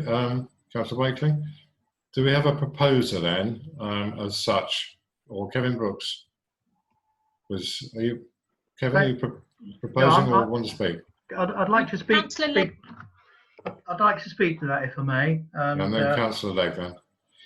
Well, point of order, I actually put in first and I'm on the board, and I want to get a proposal in first to try and cut out too many supplementary votes. Okay, Councillor Legg. I'm sorry, it's difficult to see on the list. Some people are banging their hands up, some are pressing the raise hand button. I prefer if people raise their hand, put the raise hand button. I formally propose for all the remaining decisions on this item, the recommendations of the working party. So can we take those as the one that we first vote on? And each of 2, 3, 4 and 5 and 6. Okay, do I have a seconder for that? Seconder. I'll second it. Who said that? David Gray. We're Okay. voting individually. Mr. Mayor, can I speak, please? Yeah. Could I offer an amendment on decision 2? I think I'm allowed to, even though Councillor Legg has made a proposal, I think I'm allowed to offer an amendment as well. That we appoint a leader and a group leader, and that becomes one of the 3 options. Because what you've actually in effect doing, you're adding, you're saying, if option 1 was should we have a leader and a group leader, or an option 2 is should we have a TAG group and no leader, and option 3 is to leave it. I mean, that in itself would be a little bit more fairer. But if you want a leader and a deputy leader, but you don't agree with the larger TAG group, that appears on 2 out of the 3 options, which I think is slightly unfair. So my amendment would be for one of the options is to appoint a leader and a group leader, and not have the TAG group tagged on the end of it, as it appears to in 2 out of the 3 options. And the third one is if you don't agree with the TAG group, you don't have anywhere where to go, because then the only option is option C, which is a vote against everything and leave everything as it is. Thank you, Councillor. I think that can you explain to me what you mean by a leader and a group leader? I mean, how do you read that, Kevin? As I understand that, is that I think this council should have a council leader and a deputy leader. I mean, Is that what you meant? Yeah, that's what I would like to propose as option 1, and then option 2 and option 3 could remain as is. So if you wanted a leader and a group leader, that's fine. But if you wanted the TAG group, I don't agree with the expanded TAG advisory group. And just one point to counter the Wakeling. If you look at our own standing orders, Luke, we can set up ad hoc groups without necessarily going through the formal standing orders. And I think that's number 1.2 in our own standing orders. Thank you, Councillor. I'll come back to you, Dave. Councillor Furman and Councillor Ferrari wish to speak. Okay. I want to speak first. The reason I want to speak first is we're constitutionally doing this wrong. There's a proposal being made by Councillor Legg. We need to vote on it. Councillor Brooks is allowed to speak to whichever proposal it is now appropriate that he speaks to, but we've got to vote on the amendment to bundle them together before we do the debate on the things we vote on. Thank you. Okay, Just to clarify what Councillor Ferrari said, the proposal is to bundle 2, 3, 4, 5 and 6 together, and then there will be a vote to approve 2, 3, 4, 5 and 6. So the vote to bundle them together is separate from the actual vote to agree them. Okay. Needs to be done first. Yes, because that has been moved as a motion. Yes. Right, I've got just two quick speakers. Councillor Fairman, if you can be brief. Yeah, I just wanted to speak on Councillor Brooks' note. That I tend to agree with him that those leaders meetings seem to have too many people in them. It feels to me, as somebody who's not a committee chair or a leader of a group or a leader of the council, that there potentially are bigger decisions going on for half of us, that half of us are making, and the other half of us who don't have the time to do that don't get a big enough voice. I do support the idea of having a leader and a deputy leader and having group leaders, but I think having the chairs of all the groups and up to 13 people in that meeting is a bit too much for me. If there's an option there to cut that down, or be noted that I'd like to see that cut down. Okay, Councillor Harris and then Councillor Weller, please. I think we've got to be clear what it was that Councillor Legg was proposing. He is saying we bundle them all together, and when each one comes up before us, we take a vote on option A first. That's what he is suggesting, rather than for us to have to go through taking a vote on something in which very few people are necessarily going to support it, and then having to go through the whole rigmarole again to vote for the one that most of us do actually want. That's what democracy is all about. That's what he's suggesting. The team that put this together have come up with some recommendations. Let's take those recommendations first, and then if they are rejected, we go down to the other alternatives. Okay, cool. Councillor Weller, very briefly. Thank you very much. Just very briefly, I would like to suggest that this is item 12. It clearly needs quite a lot of discussion. We've got another 13 items to do, some of which we need decisions on tonight. I think there's a little more work needs to be done to get a greater consensus on this change of the governance, and I would like it put to one side. If when we get down to item 25, we've still got an hour free, we can spend it discussing this admin item, but let's just get on with the rest of the agenda. Thank you, Councillor Weller. Town Clerk, do we take this vote, Councillor Legg's vote now? Yes, okay. It has been proposed within the item, and just to remind you that you voted that 1A shall be the option you take forward to vote on. We haven't actually voted on it yet. So I don't know if Councillor Legg wishes to amend his proposal to be that you bundle together 1A, 2, 3, 4, 5 and 6. I don't understand what you mean by 1A. We're on decision 2, options A, B or C. Town Clerk, I believe we rejected an amendment and accepted the substantial on decision 1. So 1A stands. Yes. Yeah. Right. Okay. So you're being asked to vote on bundling together 2, 3, 4, 5 and 6. What does that mean? I haven't proposed that. What has been proposed, Town Clerk, is that we take options, we bundle together 2, 3, 4, 5 and 6. Yeah. To take option A in each one separately first. I see. Okay. Is everybody happy with what's we're voting on? Yeah. So it's been proposed. Do you have a seconder? Has that been recorded? Councillor Can Gray. I just come in, because decisions 3, 4, 5 and 6, we either vote for or against. There isn't an option A. I'm really confused. How can we vote for an option A that isn't here? Whereas the one that we're looking at the moment, decision 2, is there are 3 options. So I would suppose that we vote on option A here, and the rest are for or against. So they're pretty quick votes. We don't have to have the double voting. Okay. Councillor Nicholson. Yeah, we've got to vote on these individually, because as Councillor Morgan says, I mean, that each of these is required. Well, you're frozen, sir.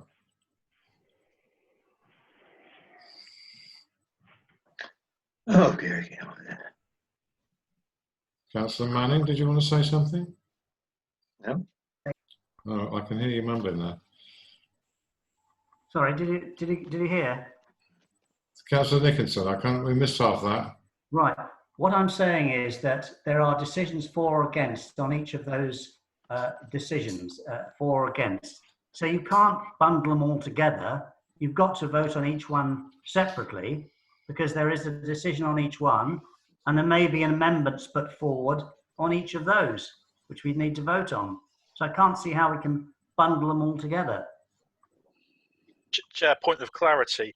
I believe what Councillor Legg was proposing, as Councillor Harris has already clarified, is that we take the committee's proposal, or preferred proposal, which is A, first, before moving on to any of the other recommendations. So in each of the sections, proposal A will be the first one we vote for. If that is carried, then we do not need to go to the rest. Okay. That's exactly it, Mr. Mayor. I didn't propose to bundle them all together. I just said when we come to each one, decisions 2 through to 6, I think it is, that we take the proposal from the working party as being the proposal to this meeting. Okay. We'll go forward in that way. Who has 2 options though? Yes, 2 has 2 options. So you would need to, so you've decided on 1A over 1B, but for 2, you need to decide between 2A or 2B. No. Point of order. Point of order. The recommendation from the committee, which is put forward, is to take the recommendation from the committee. And in this instance, for item 2, the recommendation is to take A forward. Yes. For decision 3, it's to take 4 rather than against forward, and so on. There's a list if you read what's in the agenda. Precisely, and that's what I'm proposing is taken each time. So can we vote on 2A? Okay. No, we've got to vote on the amendment first. It's been proposed and seconded.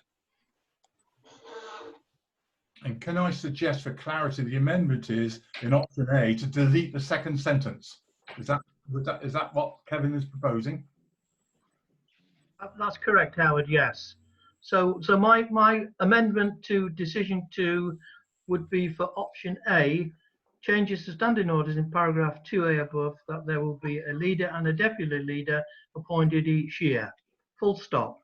The remainder of that particular option is deleted, and the other two remain the same. Okay, we'll take a vote on that then. So this is the vote to remove the second sentence from option A. Agreed. Only. Yeah. Okay.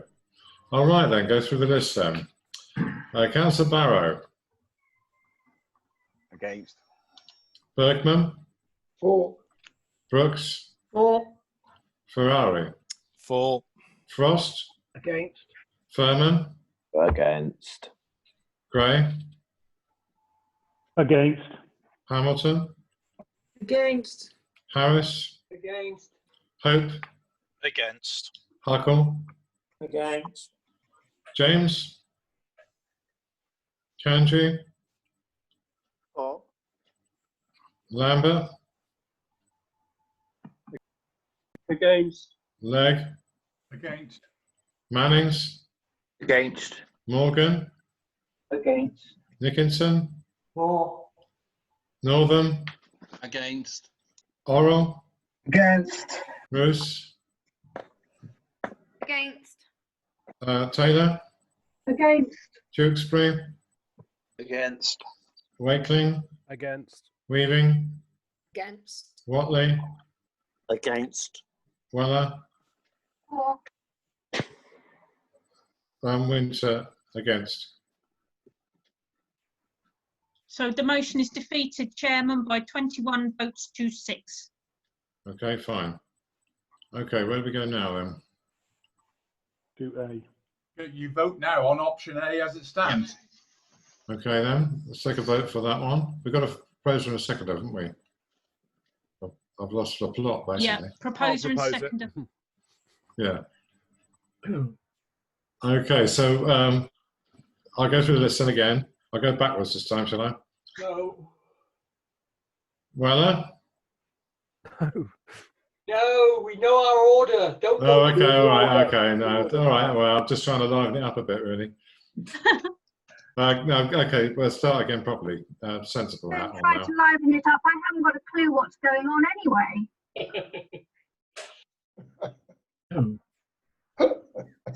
But Town Clerk, can we clarify that for Councillor Weller, please? So members are currently voting on that 2A is your preferred option to take forward, unamended 2A. Okay. Right, Barrow. For. Bergman. Against. Brooks. Against. Ferrari. Against. Frost. For. Furman. For. Gray. For. Hamilton. For. Harris. For. Hope. For. Huckle. For. James. Kanji. For. Lambert. For. Legg. For. Mannings. For. Morgan. For. Nickinson. Against. Northern. For. Oral. For. Roos. For. Taylor. For. Tewkesbury. For. Wakeling. For. Weaving. For. Watley. For. Weller. Against. Winter. 4. Okay. So Chairman, that is carried 22 votes to 5. Cool. Okay.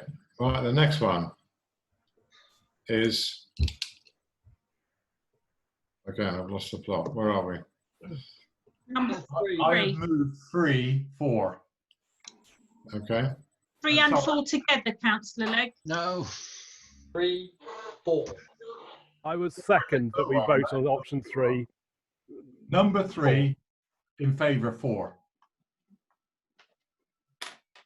Okay. So we have a second. Have we got first seconder in that now? I'll second that. Okay. Proposer and seconder. Can we read out the motion, please? Can somebody? So yes, Chairman, the motion you're being asked to vote on is to agree. This is where it gets complicated. So with regard to decision 3, the motion is that changes to standing orders in paragraph 3A above, that the Services Committee will review the Council's performance. Okay, is everybody happy with that? Yeah? Yeah. Okay, votes again. Okay, Barrow, please. 4. Bergman, 4.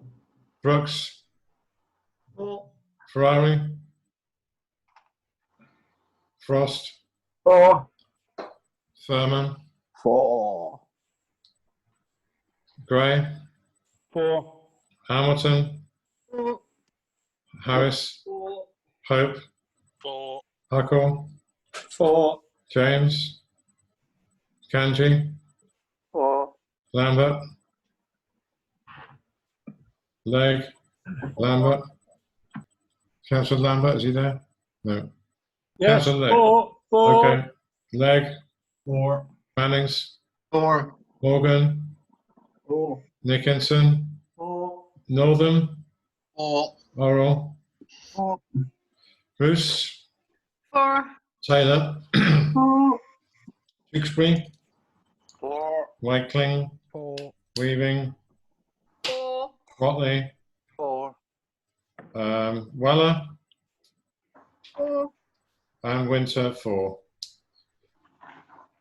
So I'm aware, Chairman, there were a couple of members who didn't vote within that Ferrari round. was 4 but muted. Yeah, okay, sorry, beg pardon. And somebody else? Was there somebody else? Councillor James? Yeah, I think she's off, isn't she? She's rumoured to have a flat battery.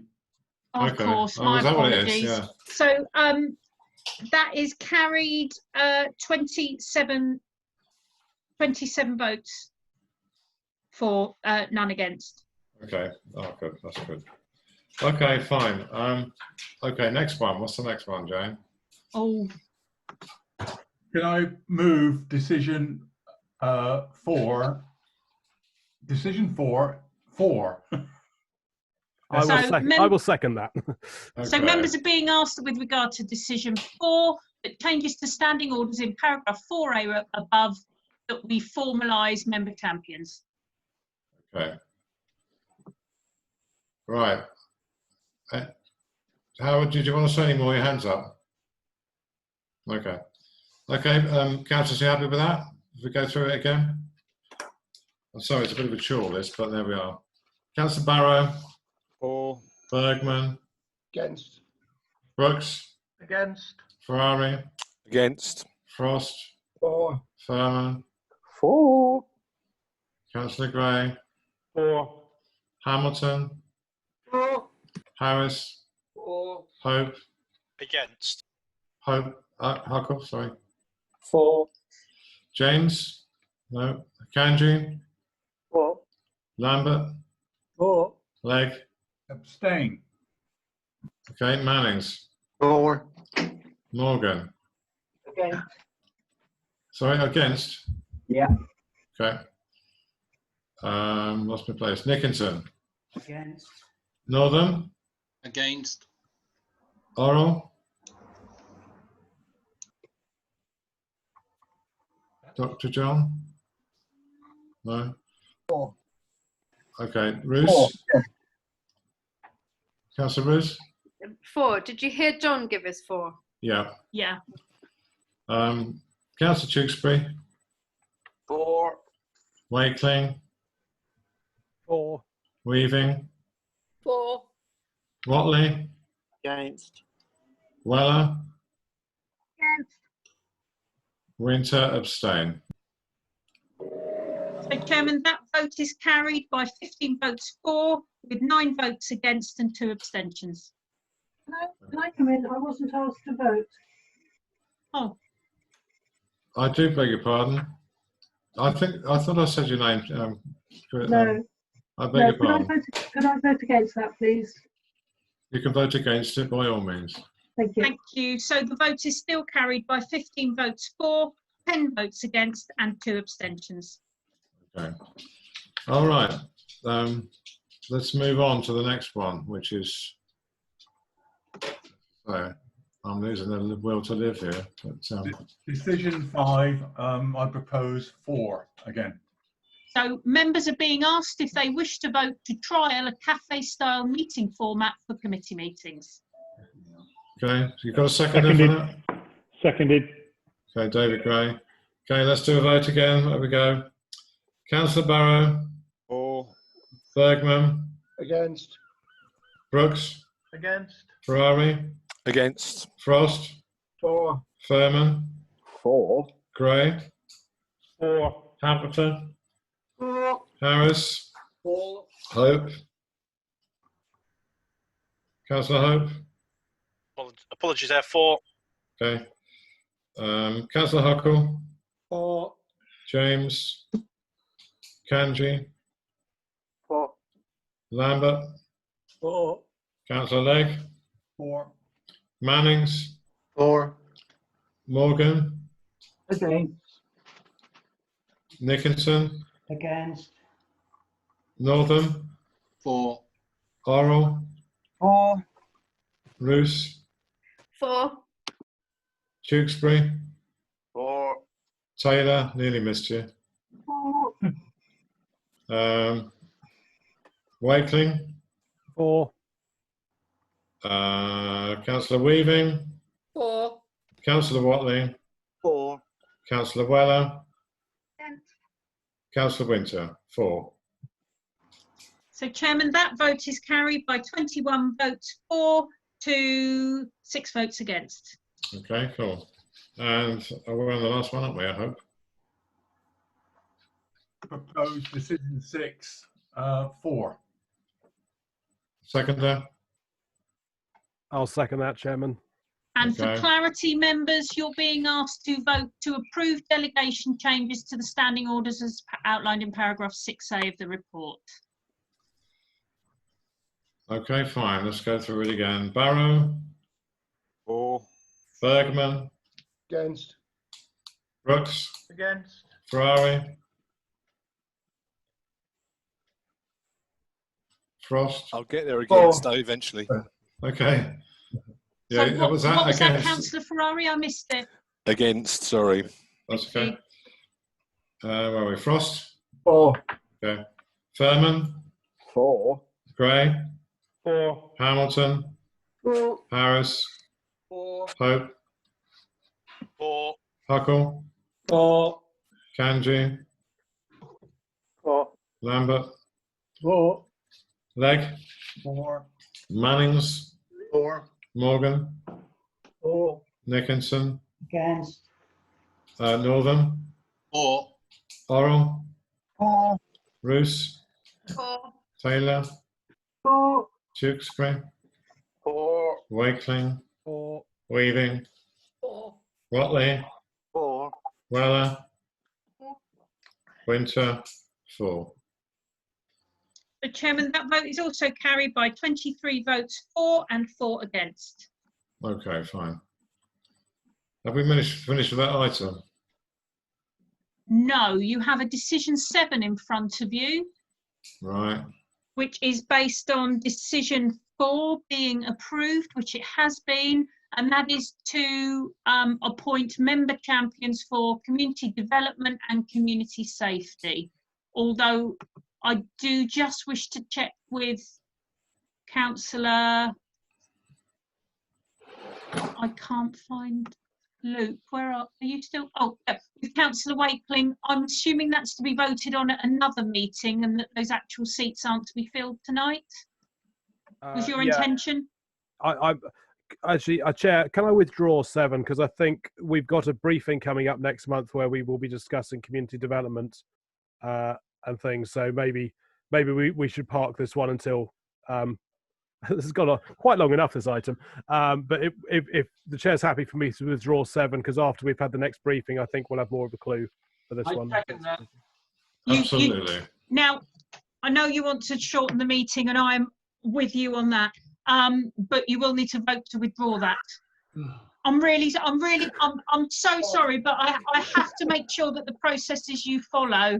Anyone against? Is anybody against that? I mean, I'm more than happy on this occasion if you want to do that. If anybody is against the withdrawal, wave, and I will look. So, Councillor Weaving is against the withdrawal. Yes, I said wave if you don't want it withdrawn. Oh, sorry. That's no. all right. Oh. Right. In which case, Chairman, I'm happy to say that that is a unanimous vote for it to be withdrawn. Yeah, that's fine. I can go along with that. Well done. It Thank took you, me Jan. hours to write those standing orders last year, so I just want Yeah. to make sure we stick with them. Yeah, that's fair enough. Okay. But I All think, right, brilliant. I think, Chairman, that now brings us to the end of that item. It does. Can I thank everybody for their patience with that one? We did try to bring it to the last physical meeting, but then it got canned by coronavirus, so it's kind of been on the back burner for 3 months. So thank you very much for your patience, everyone. Well, it had to be done at some time. So yeah, thank you very much for all your hard work, Luke. I think that was Well done, Luke. Well yeah, done. you've done a good job on that. Okay, cool. Let's move on to 18, please. The COVID-19 Business Tenants and Licensees Policy and Support. Is Matt here to introduce that one? Yes, that's it. Thank you, Mr. Mayor. Okay. Just to recap, the Town Council's business tenants and licensees are facing various levels of financial hardship and worry due to COVID-19. In support of our tenants and licensees, the Council's deferred rental/fee payments due to be made to the Council for initial period until July 2020. That's reduced the immediate pressure on our tenants and licensees and provided opportunities for support to come through and applications to be made. I will emphasise there's still currently a duty placed upon our tenants and licensees to meet rental amounts for this financial year. However, if the Council is minded to provide assistance, it's recommended that this should be considered on an individual basis and within a policy framework. Members are asked to consider the adoption of the Business Tenant and Licensee Support Policy at Appendix J. The policy requires a transparent, open book approach between the Council's tenants and licensees and the Council, providing full disclosure. The tenants or licensees will be required to complete and return a pro forma document providing detailed information. The policy includes the type of support or rental concessions that a Town Council member panel could consider. That includes rent/fee deferment, inclusive of revised payment schedule, rent or fee discount or waiver, rent/fee free periods, lease/license extensions where it's legally possible to do so. If the Council is supportive of this approach, the Council is also asked to appoint 3 councillors to a business tenant and licensee support panel. The member panel will determine the extent of any support that may be offered or provided at that time in accordance with that policy. The Council is not bound to offer or provide any forms of financial support, arrangement or concession. It is recognised that as COVID-19 restrictions are lifted and the potential for further customers increase, the circumstance and net position of our tenants or licensees may change. It should also be noted that the UK government only last week has recently launched a new code of practice for commercial property relationships during the COVID-19 pandemic. This has been developed by leaders of the retail, hospitality and property sectors to provide clarity when discussing rental payments to encourage best practice so that all parties are supported. That can be incorporated into the Town Council's approach. So the the full Council is asked to approve the setting up of the Business Tenant and Licensee Support Panel, and if approved, nominate 3 councillors to the panel and adopt the Business Tenant and Licensee Support Policy and delegate authority to that panel as set out. Thank you, Matt. You've got the recommendations there. Does anybody want to ask any questions on those? Councillor Ferrari. Thank you, Chair.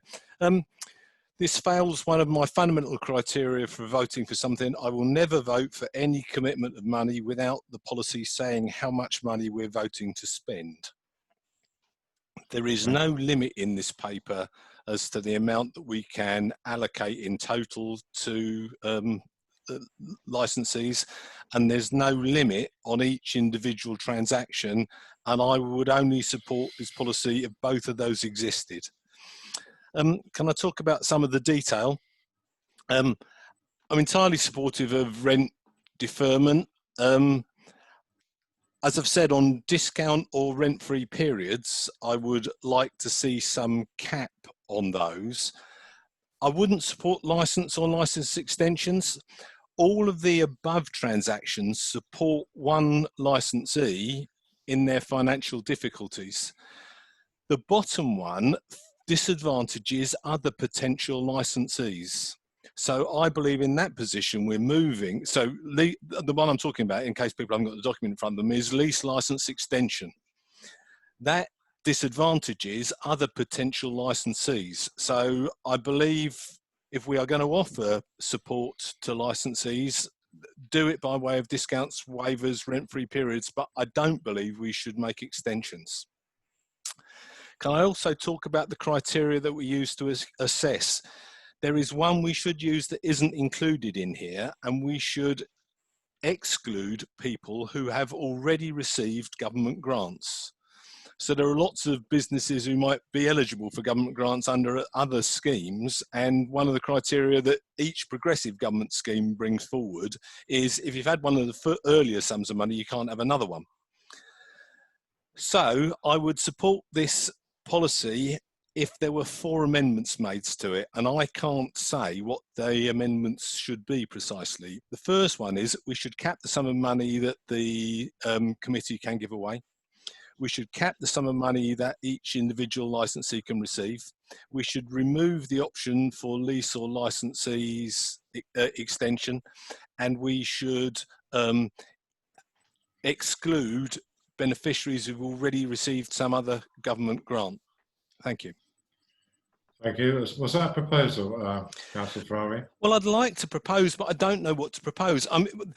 I would like to propose a number that this policy should be limited to. So if we wanted to say, and I've got no idea what it is, £20,000 or something, but I think we should put some ceiling, and it's just, so it shouldn't be a blank cheque. And equally, I think we should put a transaction limit for an individual business, and I don't know what that number should be either. But I do think we should have both of them in there before we pass it. Thank you, Tony. Thank you. Matt, would you like to come back on that? I will say, putting a cap on is very difficult. I totally agree with you. You've got varying amounts of licence fee being paid by varying people depending on what they're delivering. So you could put a cap level of up to a certain amount. And they do vary. The licence fees probably vary anywhere between £1,000 and up to just under 30,000 as an example. So if you are minded to put a cap on, that's the sort of range that we're currently dealing with a lot in the, generally in the sort of upper 10s, mid 15 sort of area. Thank you. Is there anybody else? Councillor Northam, did you want to speak? You're very dark, David. I might open the curtains, but when COVID-19 started, I was very worried that there'd be people falling through the cracks.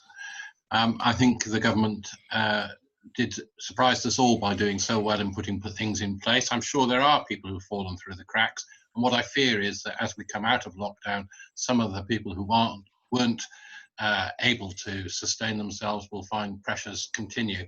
I see this as an exceptional item, not a regular item. Initially, I was worried about lack of controls, but I think the controls come through the councillors who need to sit on that group to vet every approval. So I will be voting in favour. Thank you. Okay. Any other comments from any councillor, please? Richard, Councillor Nickinson, please. You're on mute. How does this fit in with our budget for this year? Where does that sum, which is unknown and unquantified, fit in with our budget for this year? Because as Councillor Ferrari says, this could and is an open-ended agreement, and we don't know how much money we have available. And I think because it is open-ended, I do feel that we could be open to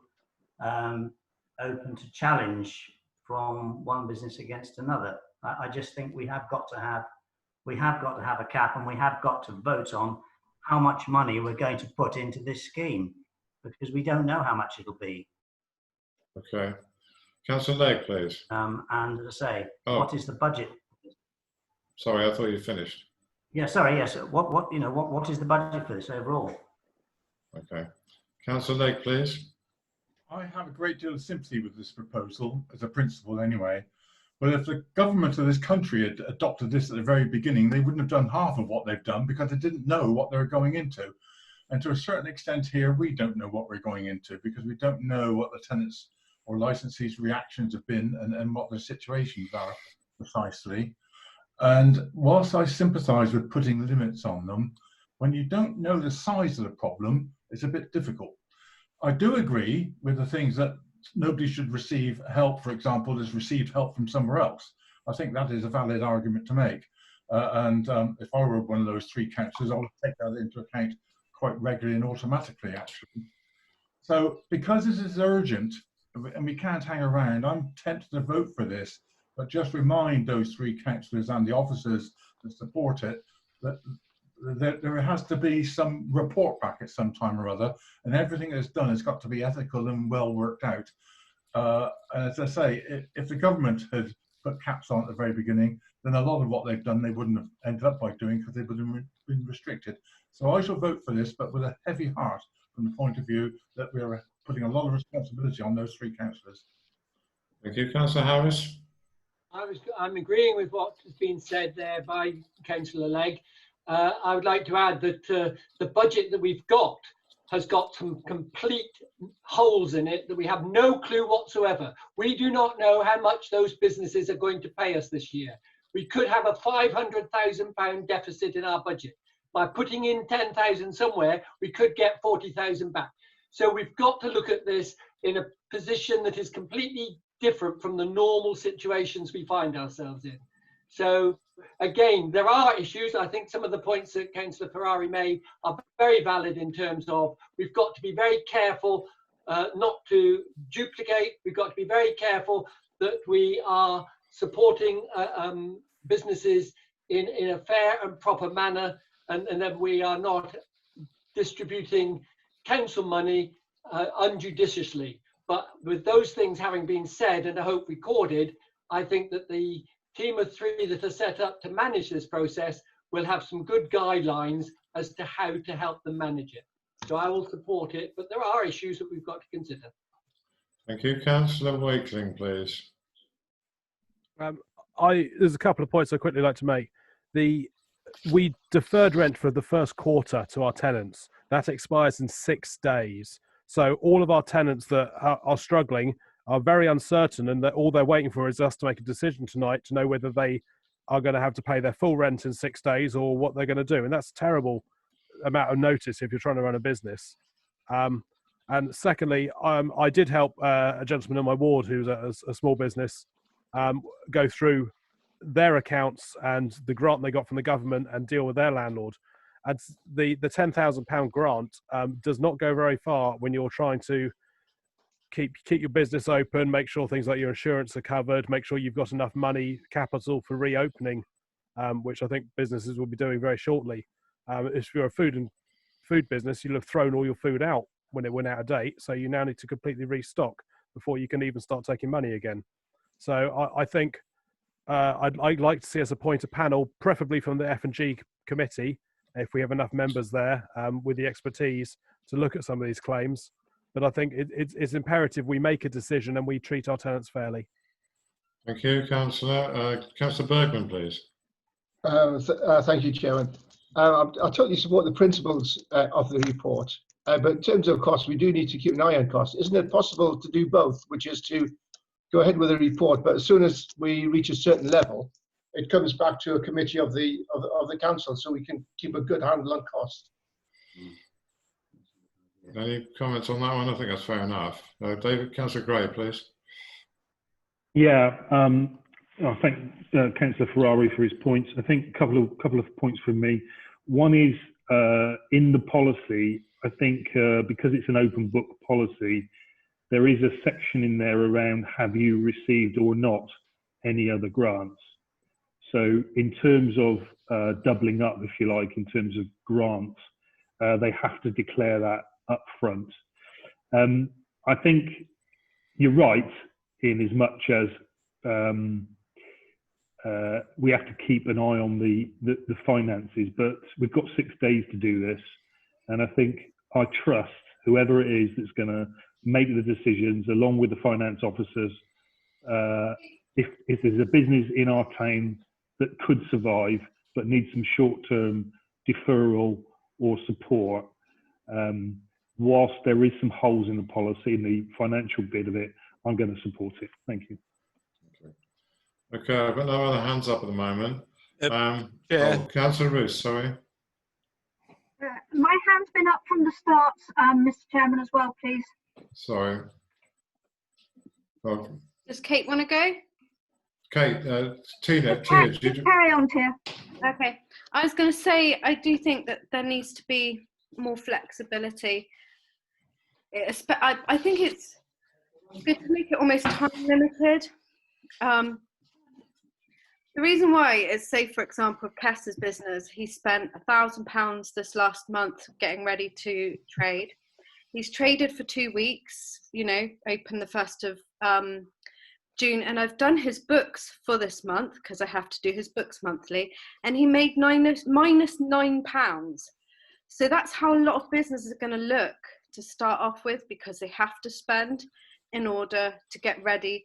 That will be things like the protection they need, the measures they need to put in place, the stock they need to buy, everything to get ready for trading and for actually being functional. But the problem is that has to go against what they're going to make. A lot of businesses are reporting back to me that they're not even making 30% of what they did last year. That also has to be taken into consideration. People aren't buying, they're not doing as much as they used to do, in part because they're put off because of the social distancing measures, and secondly because they're not earning enough or they're not bringing in what they used to. So this is all like massive factors. I've had businesses complain they have leases where they have to pay 20 grand a year. They can't afford 20 grand a year on the 10 grand that they've been given, and they know for a fact they're not going to make any money within the next 6 months because of the location or because of the situation and the impact from COVID-19. I think every situation is unique for each business, and there has to be that holistic approach when we're dealing with businesses. Every single one's different. Some have claimed the grants, some of them haven't. I think we have to just, I don't know, it's a bit ambiguous, but I also think we're early days. We haven't had the summer season. We might have B&Bs, we might have guest houses who are struggling. We might find that places aren't booking up the way that they used to. We just don't know at this stage the impact for businesses in town. Thank you, Councillor. Is there anybody else that wishes Chairman, to speak? Councillor Ferrari wishes to speak. Councillor Weller has had her hands up. My apologies. Kate's long before me. Thank you. All I was going to say, the on from Councillor Ferrari was, I understand totally what you're saying about an open-ended pot of money.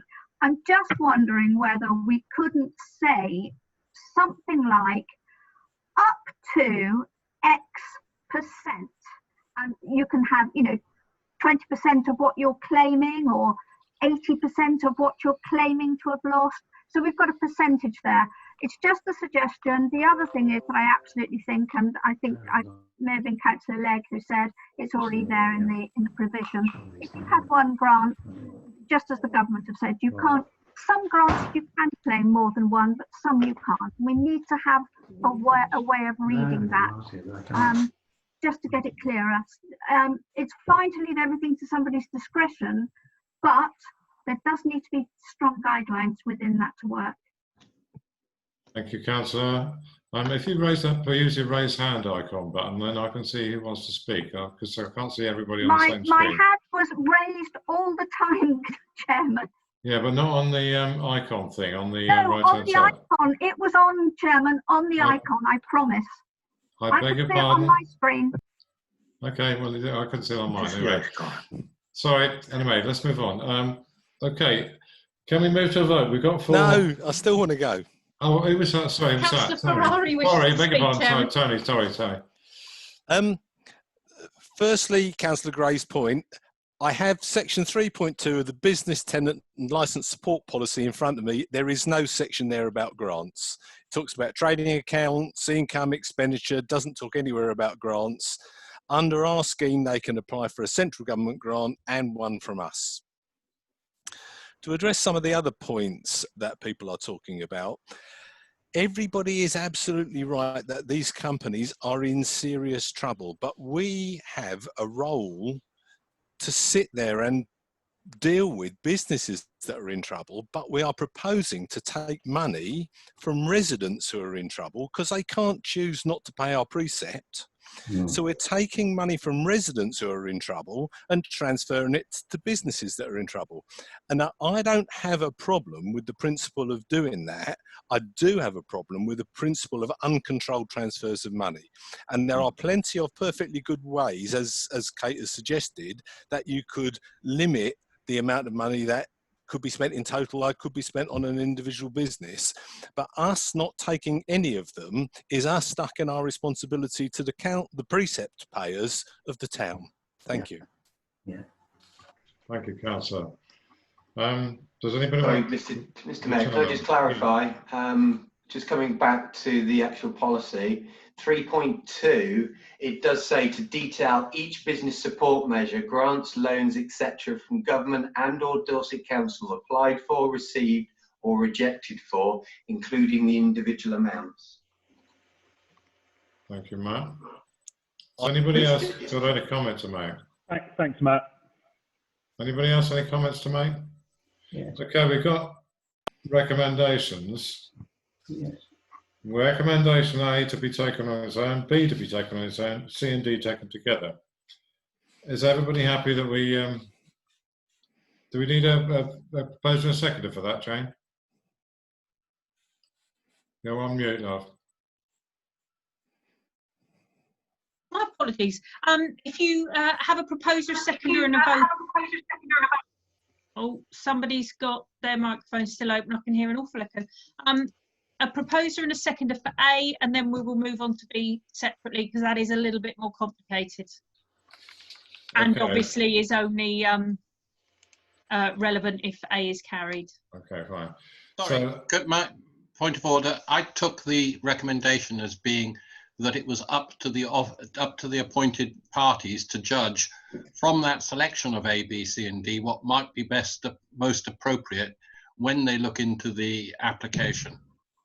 Not that we need to vote on A, B, C, and D. No, you do need to vote on A, B, C, and D. Oh God.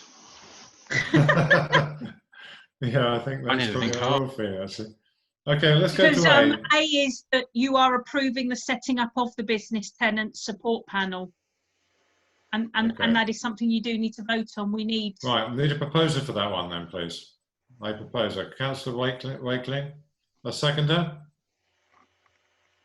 Councillor Legg? Okay, let's vote for or against. Or abstain. Councillor Barrow? For. Bergman? Abstain. Brooks? Mr. Mayor, I'll abstain because I left the room for about 15 minutes and didn't hear the debate. So Okay. abstain. Right, Ferrari? For. Frost? For. Furman? For. Gray? For. Hamilton? For. Harris? For. Hope? For. Huckle? For. James? Buckhorn? Yeah? No. Kanji? For. Lambert? For. Legg? For. Mannings? For. Morgan? Abstain. There was a noise outside. I couldn't hear all the arguments. Nickinson? For. Northam? For. Orrell? For. Roos? For. Taylor? For. Tewkesbury? For. Wakeling? For. Weaving? For. Watley? For. Weller? For. Winter? 4. Thank you. Thank you, Chairman. That is carried. 24 votes to 3 abstentions. Okay. So the next question before you, councillors, is to nominate 3 councillors for the panel. Just stupid. Sorry. Sorry, I wasn't on mute then. Okay. Who is now? Okay, we need nominations for 3 councillors then that want to go on this People panel. are able to self-nominate, and in an ideal situation, we would have 3 people, but it is an open nomination process. Would anybody like to self-nominate? Who'd like to go on this anyway? Oh God. David Gray. David Gray at 1. Anybody else? David Harris, David Northam, Councillor Legg. Oh my goodness. So I have Councillor Gray, Councillor Legg and Councillor Northam. Councillor Huckle had his hand up. No. I'll come off in that case. Oh, No, if you've got 3 already, that's fine. I think Councillor Harris wishes to speak. No. So what names have you got, Jane? I'm missing Councillors Gray, Legg and Northam. Anybody else that we considered? Is everybody happy with that? Do we need to take a vote? Unfortunately, you do. So just a proposer, seconder and a vote. Right, propose. I'm sorry, Okay. Councillor Taylor.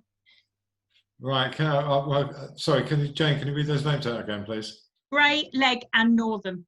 Okay. A proposer for those? Councillor Harris, seconder. Councillor Wakeling. I saw them first. Okay, Yeah. I've got a proposer and seconder. Votes, please.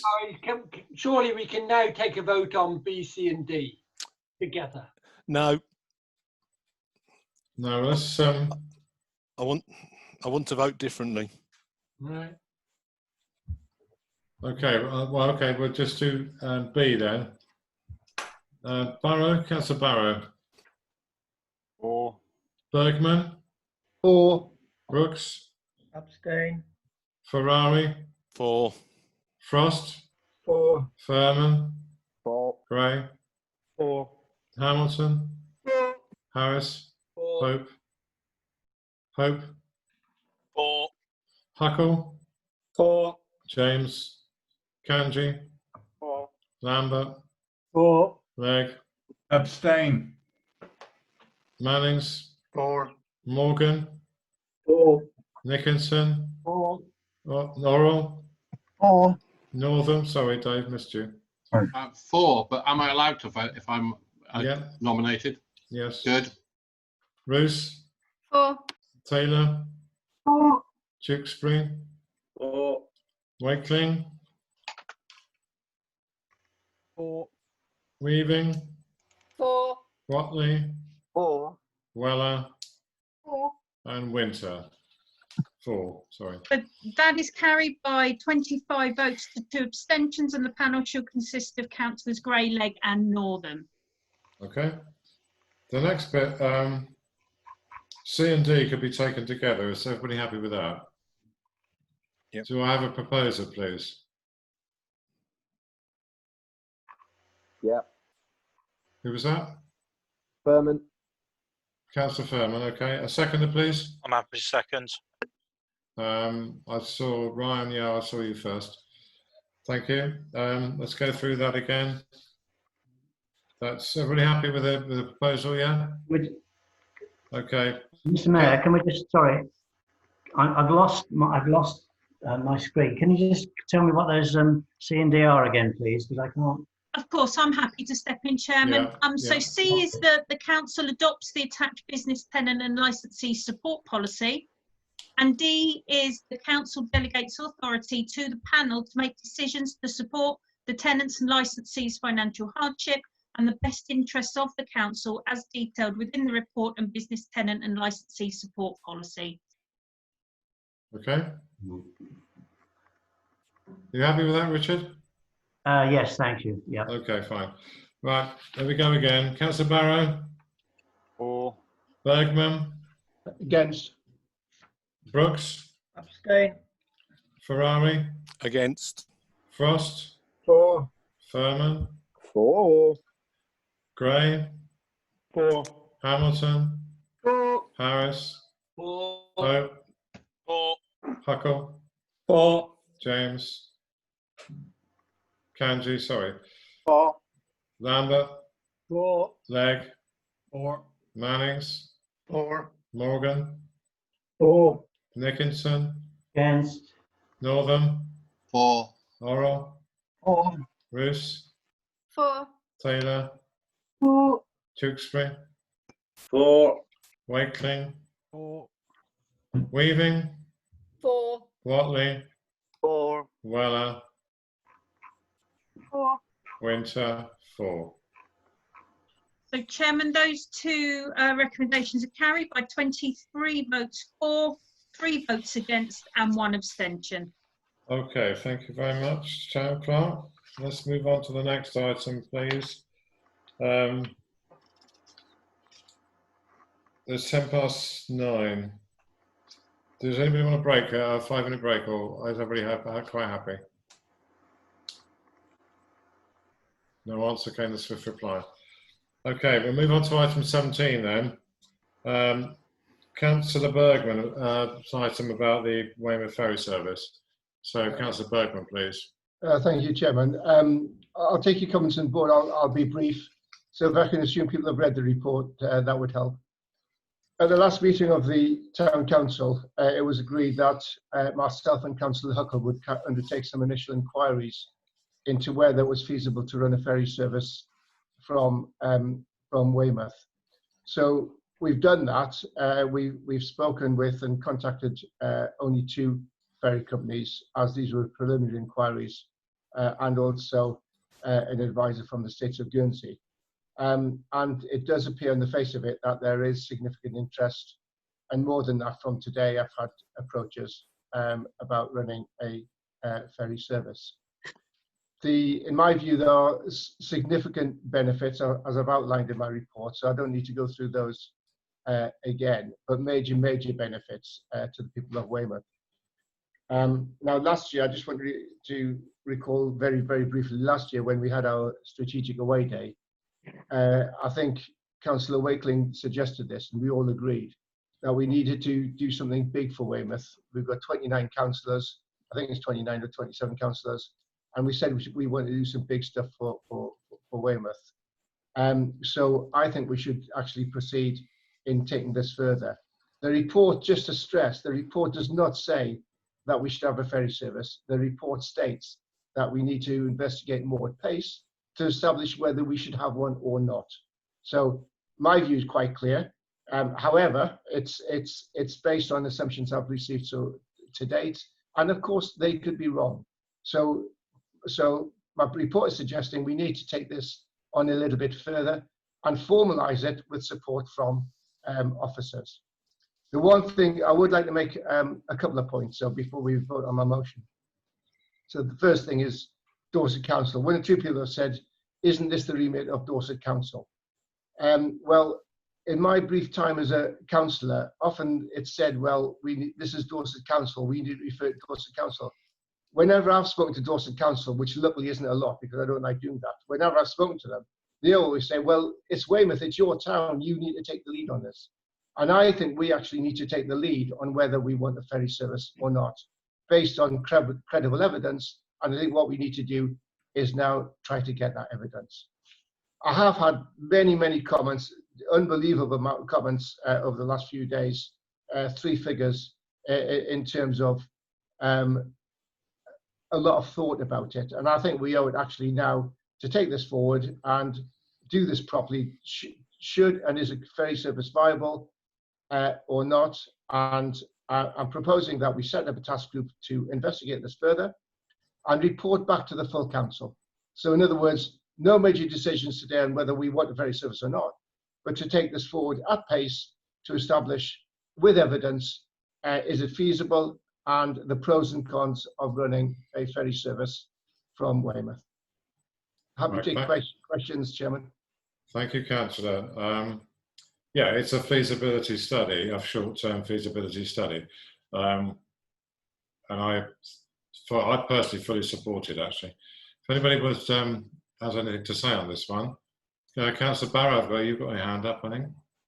Yes, Chair. I'd just like to congratulate Councillor Bergman on the work he's done. I think it's excellent. I think the idea is great, and I think the idea of Weymouth Town Council being very clear about it, what it wants, is also the right way to go. So I'd fully support this. Okay, Councillor Gray, please. Yeah, I'll echo Councillor Barrow's comments, Jan. Can you just clarify for me whether we're talking about a passenger ferry or a car and passenger ferry? Because for me, in my mind, they are two very big. That's a very big decision that I'm conflicted about. Thank you. Yeah, I think the feasibility. I think the task group would need to look at this. I've got my own personal view, in that I think, and again, you know, I'm not an expert on this, but I think a passenger service is very viable financially, having looked at it. I don't know if a car ferry would be, to be honest, but I think it's for the feasibility task. It's for the task group to check these issues out. Okay. Thanks for that, Jan. Then I'll be supporting it. Thank you.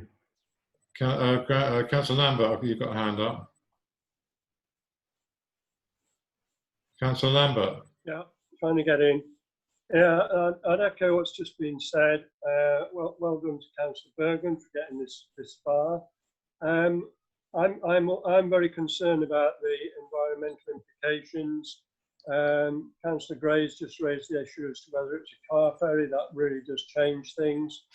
I think in the report somewhere it mentioned that shipping is less carbon emissions than aviation. That is a real can of worms, that kind of area is. But I would merely ask that the task force, if it's put into operation, really considers the environmental implications. That's not just the implications within the town, but the wider implications of a ferry service. Thank you very much. Yeah, I agree. That's fine, yeah. Thank you. Councillor Weller, please. Could you unmute yourself?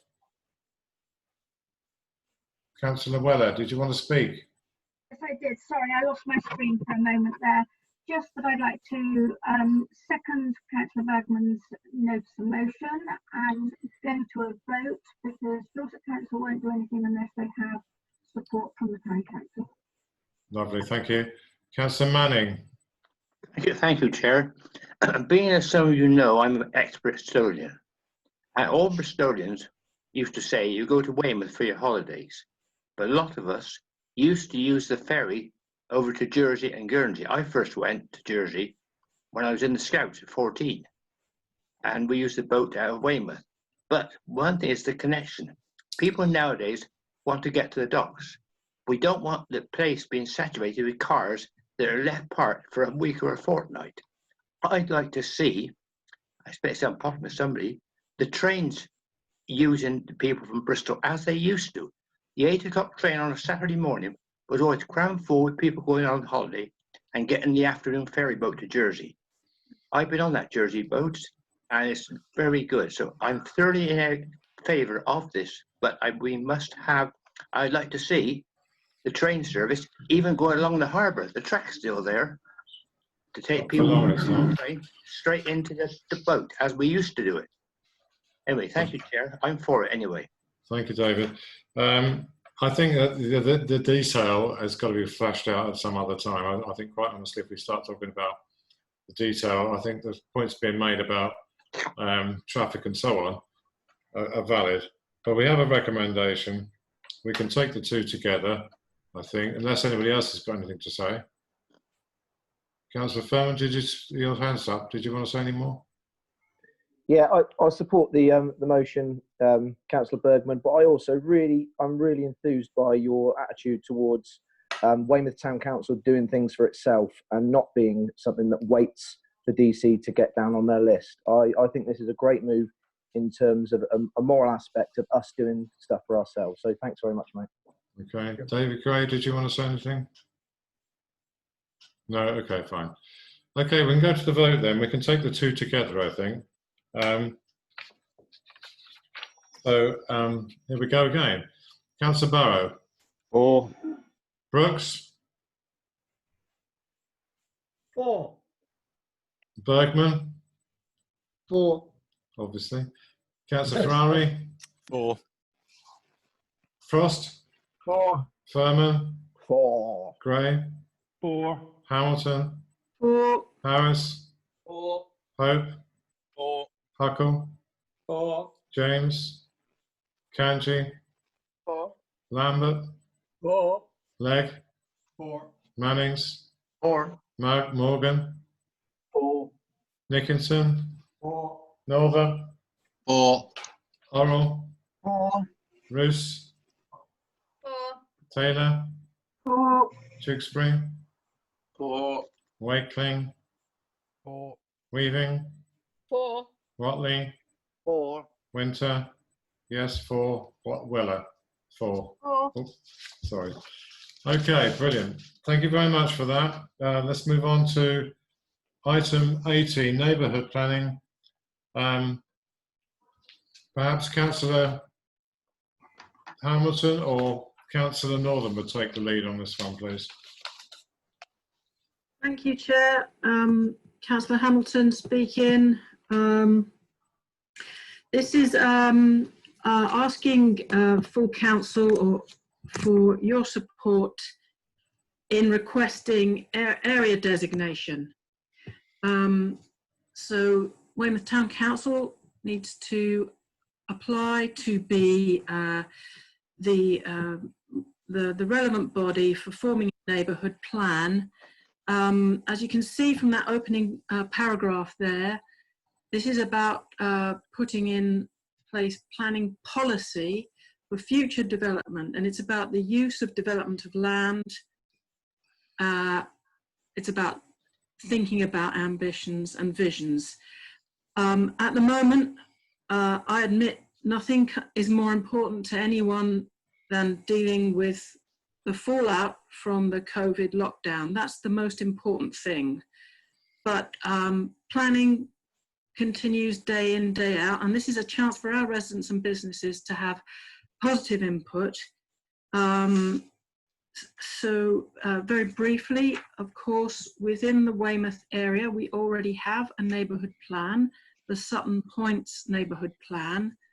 So it would be to work alongside that neighbourhood plan, and to the application that we want to put in is formally to have the outline of our neighbourhood plan to match that of Weymouth Town Council.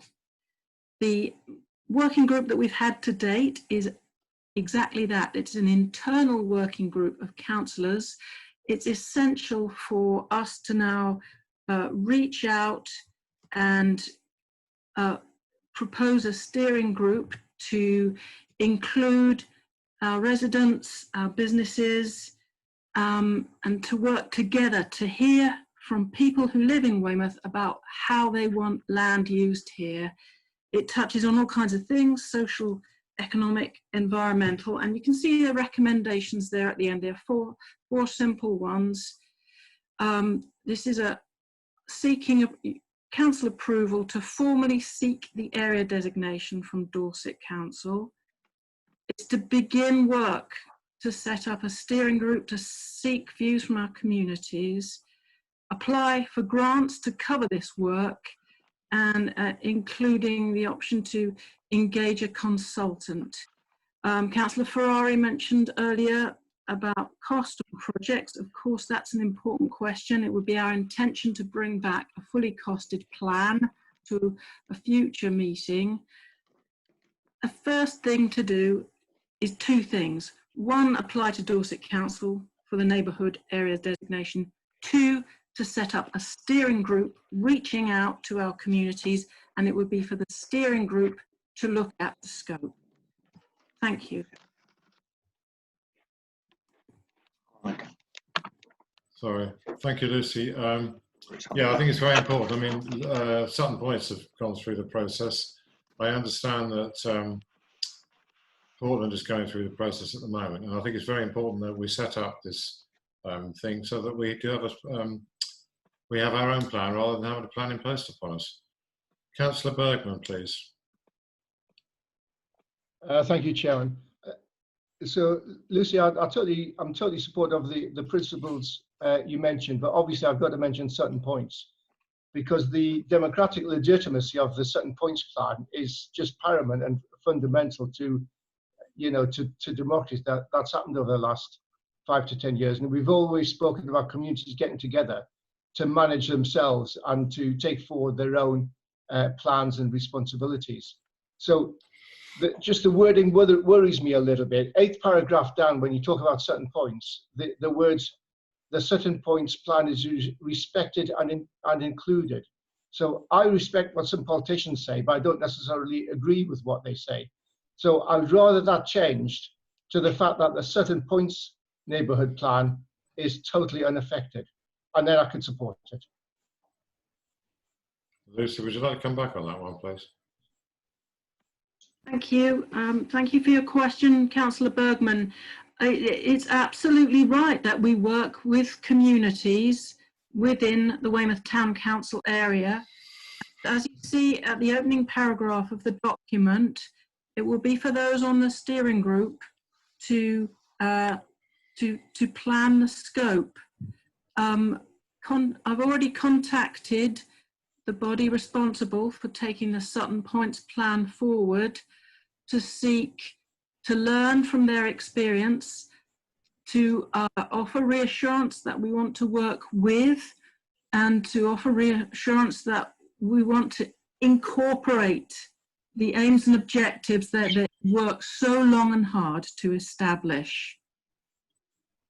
So is the answer to my question yes or no then? I think that your question being? Instead of saying we will respect the Sutton Points plan, could we say the Sutton plan will be unaffected?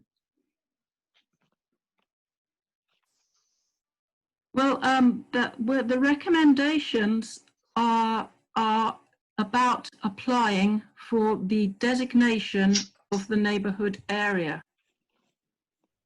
So I think what the people of Sutton Point and Preston would want is an absolute assurance from you that their plan, which they've worked so hard to produce, and again through incredible democratic procedures, is not affected by this.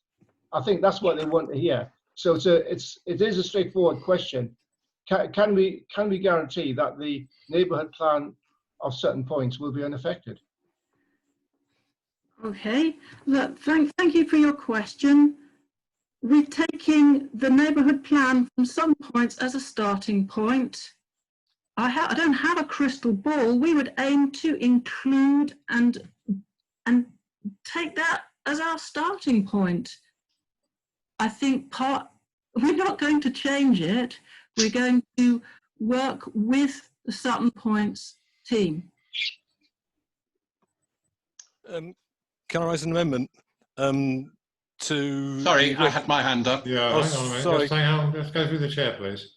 Can you use it on the participants list? Can you put the raise hand bit, because then I can see who wants to speak. Councillor Northam first, please. I've lost the raise hand bit, but thank you. So this is a democratic process, and the democratic process that we have to abide by is Dorset establishing a local plan. That will change potentially what is in the Sutton Points local plan, the Sutton Points neighbourhood plan. I'm not sure if Councillor Bergman is expecting the same guarantee from Dorset Council, because I don't think he'd get it. We have to look at the current situation. We have to look at the wider situation across all of Weymouth and do something for Weymouth. So we will respect, as Lucy has carefully chosen the words, we will respect what's in there. There are some good things in there. There's a real achievement in many of the things that have been done there, but we can't take the individual policies forward as they're written explicitly for Sutton Points and apply them to Weymouth. So they will have to be considered, and we will be giving a voice to the residents of Sutton Points, because this will all go to a vote for it to actually be accepted. And I note that the boundary of the Sutton Points neighbourhood plan does not include all of Preston. Okay, thank you, David. Councillor Fry, did you want to come in on that one? Please, can I raise an amendment then to recommendation to seek views from our communities to inform the local planning policy work And I'd like to amend that to include, but the Sutton Points neighbourhood plan will be carried forward as is currently written. Do you have a seconder for that? I'll second that, Chairman. Okay. Anybody else got any other comment, please, on the recommendations? No, we need to speak. We need to talk about Yes, the amendment now. I know we do. I'm just saying, has anybody else got any comment on the recommendations? Because we need to take a vote on the amendment. Yeah, I'm quite aware of the procedure. Thank you. Councillor Manning, did you want to make a comment on that? Yes, excuse me. Yes, please. This is Sutton Point Society. It's very, shall we say, strong-willed in what they want. They're very parochial, and they don't normally like mixing with other people as such. They won't be on their own. Well, hang on a minute. I don't think that's relevant, actually. No, if you have a plan for Sutton Point, it's got to be Sutton Point and part of Weymouth or part of Preston. They've got their own local plan, which has gone through. We need to respect that, and what Lucy says is quite important. I think that. Oh yeah. Their plan is in place. Okay, Yes. we can do nothing about that. I don't want any of it changed. Well, no, it won't Okay. be. Thank you. Sorry. Yeah, we've got the amendment from Councillor Ferrari, which wants that. Can you repeat the wording, please, Tony? I'll try and get it right again. Yes. Seek views from our communities to inform the local planning policy work, and the Sutton Points neighbourhood will be carried forward as is currently written. Yeah. Okay, and you've got a second of that. Can we take a vote on that, please? Either for, sorry, Councillor Wakeling. Sorry, Chairman. Yes, please. Can one of the officers please clarify for me? I believe that each parish is only entitled to have one plan. So if we do a Weymouth-wide plan, then it will supersede the Sutton Points one, is what I believe. So we cannot leave it untouched. It will become part of our plan. And I think at this stage, we're just doing a scoping, it's a scoping exercise, much like the ferry, just to go and get more information, just to get an area designated. We're not actually doing any of the details today. And I think on that basis, I'm happy I will oppose the amendment, because I think the scoping committee doesn't want to have its hands tied. It needs to be able to consider everything. And it would be a document for the whole town, not just one community.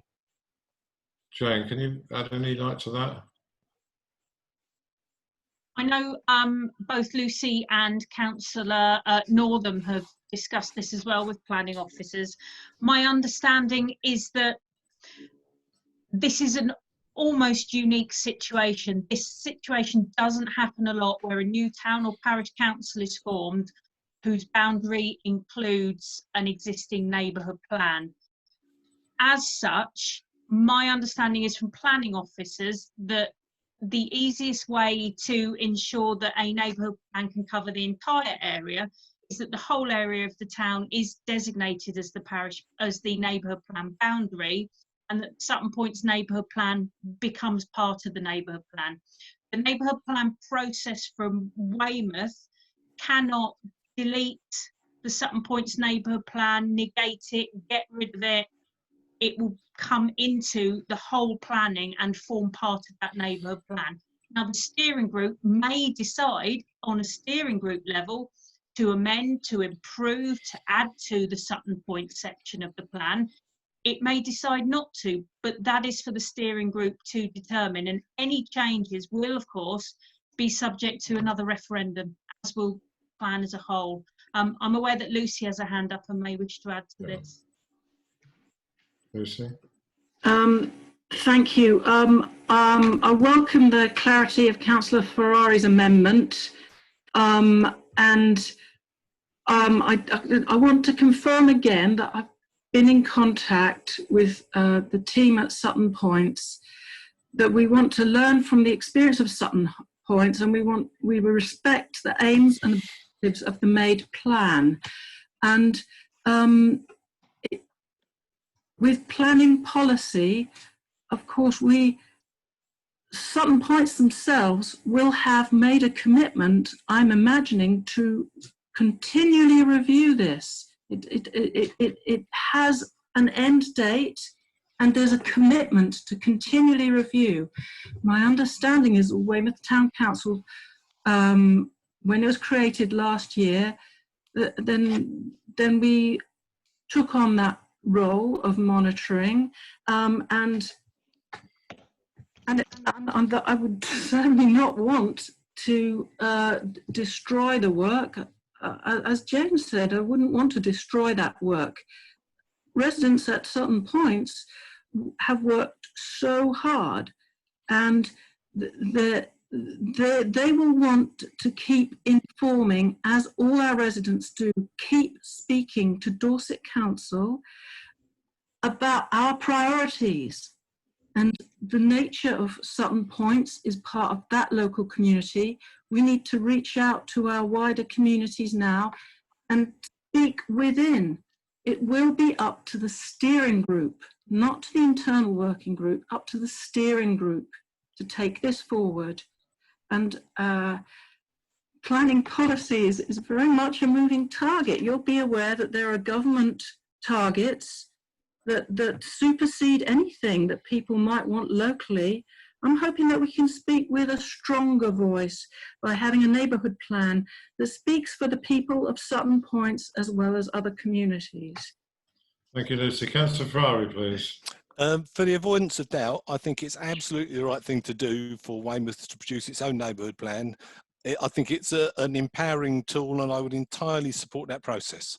I'm addressing a narrow question, and I addressed it in a very specific way because, as the town clerk says, nobody's really sure what the legal position is on this. But the phrasing I used was allowed the Sutton Points plan's wording to be carried forward unmodified, so that we can pick up the words, and if the words end up in the Weymouth plan unmodified, then that would satisfy everybody.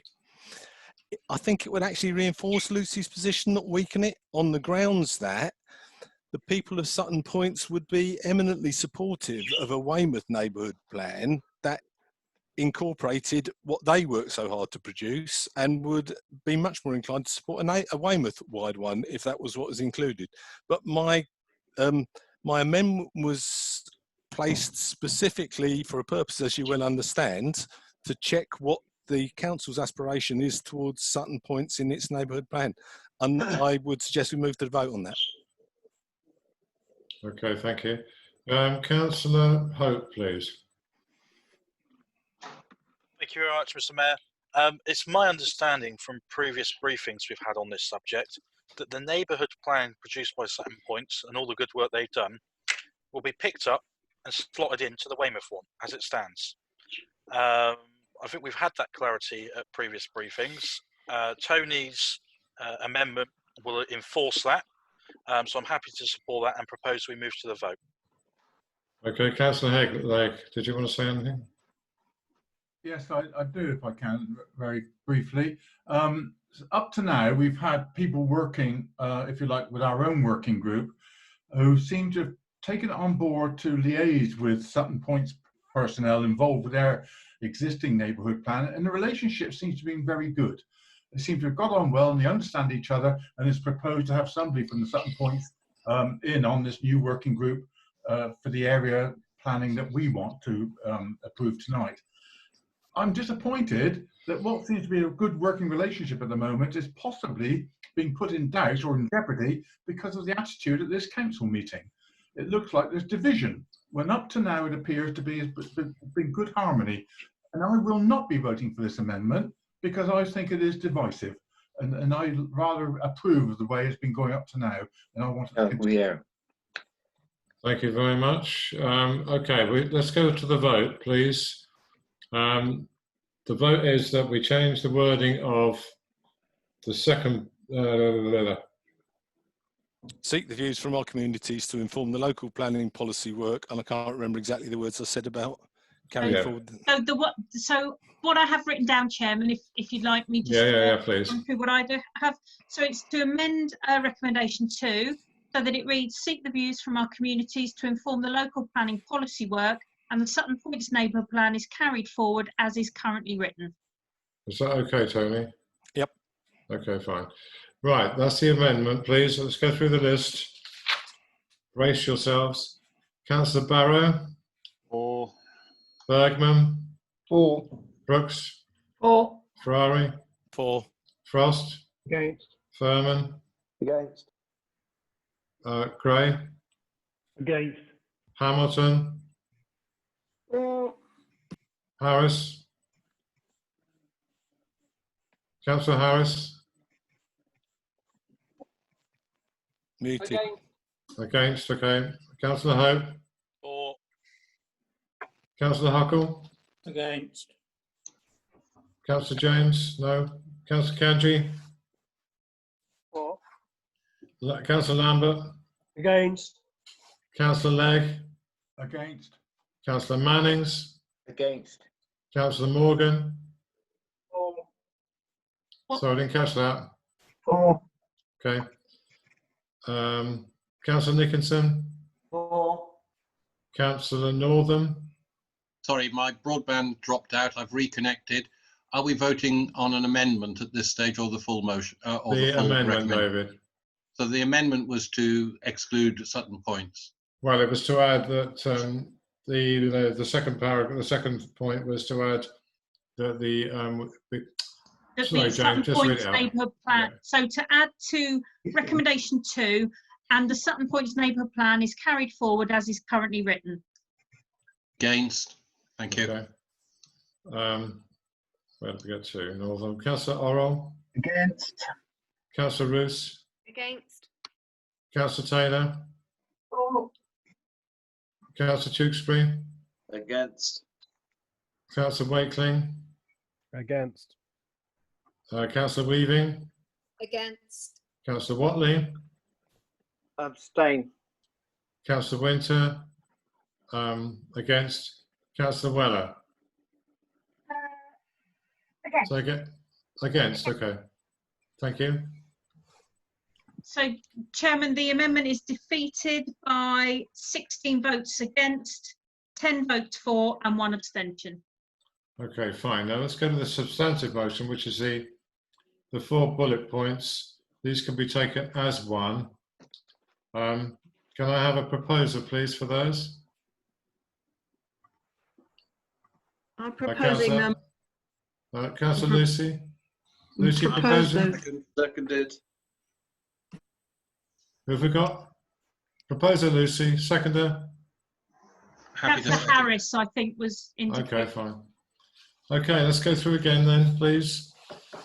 So it's to adopt those 4 things that are there that are on the recommendation then. Councillor Barrow? 4. Bergman? Against. Brooks? Against. Sorry, against? Okay. Ferrari? 4. Frost? 4. Furman? 4. Councillor Gray? 4. Councillor Hamilton? 4. Councillor Harris? 4. Councillor Hope? Abstain. Huckle? 4. Kanji? 4. Lambert? 4. Legg? 4. Mannings? 4. Morgan? Trevor? Okay, sorry. Sorry, I didn't get that vote. I can't hear you very well, Councillor Morgan. I'll repeat it. 4. Thank you. Where we get to? Nickinson, sorry. Abstain. Northern? 4. Orrell? 4. Roos? Tia? 4. Yeah. Taylor? 4. Tewkesbury? 4. Wakeling? 4. Weaving? 4. Watley? Sorry, Ken? Abstain. Okay. Councillor Winter, 4. Councillor Weller? 4. Okay. Thank you, Chairman. The vote is carried by 22 votes for, 2 against, with 3 abstentions. Okay, fine. Thank you. Right, we'll move on to item 19. Chairman, if I could just interject that the meeting is scheduled to finish in 15 minutes unless there is a motion to continue the meeting past the 3 hours that is in standing orders. So you have 15 minutes. Okay. Do you want me to take a vote now, Town Clerk, or? It's up to you. You may wish to see how the meeting progresses for the next 10 minutes to see how. Yeah. Okay. Let's go for that, and then we'll make a decision then. Okay. There's 90, item 19, sponsorship policy. Councillor Taylor, would you like to introduce that one, please? Yeah, so I'll be fairly brief introducing it. You've got the papers before you.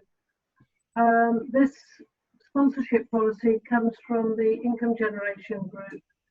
The only unusual thing about it, because of timing, we were unable to send it to Finance and Governance initially.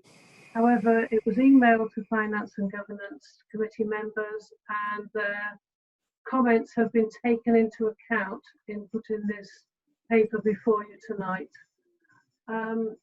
It's just a basic policy with an amendment date that I'd like fairly soon. I put a year's maximum on that, and I give it to you. And any comments, please? Thank you. Councillor Weller, did you want to say something? Yes, please. I'd like to recommend that we go to a vote. I can't hear you very well. I'd like to recommend that we go to a vote, please, Chairman. Okay, can we go to a vote straight away? Is everybody happy with that? Okay. Can I ask a question, please? Yes, certainly. So, Councillor Taylor, could you just check if someone is not in keeping with the image of the council before the agreement is set, we won't have an agreement with, will we? No. Does that include after the agreement's been set? Because if a company or particular individual changes their position on a social issue or whatever, does this cover being able to break that, like a break clause in event of that? Can I just defer to Matt on that, please? If Matt's still with us? Yeah, absolutely. What we can do is obviously within, this is the policy, this is the framework in which we're seeking sponsorship. What will then sit in behind this will be an actual agreement with that individual company or organisation, which will then detail compliance with this throughout the period of that sponsorship policy. Throughout that period of sponsorship. Okay, any other questions? Okay, we'll go straight to the vote then. The recommendation that the full council approves the adoption of a sponsorship policy to maximise the financial return from activities carried out by the council's services and functions. Everybody happy with that? We've got a proposer, Councillor Weller, a seconder, David Harris. Let's go through the vote then. Can we not do any opposition? And if there's no opposition, it's passed. Is there any opposition to that? Or any abstentions to that? Is everybody happy that we pass that unanimously? Yep. Brilliant, thank you so much. All right, move on to Crookhill and commercial road leases, item 20. Matt, please. Really quick, members are asked to consider the official sealing and signing of the Crookhill and commercial road leases as detailed in the report. Is everybody happy that that happens?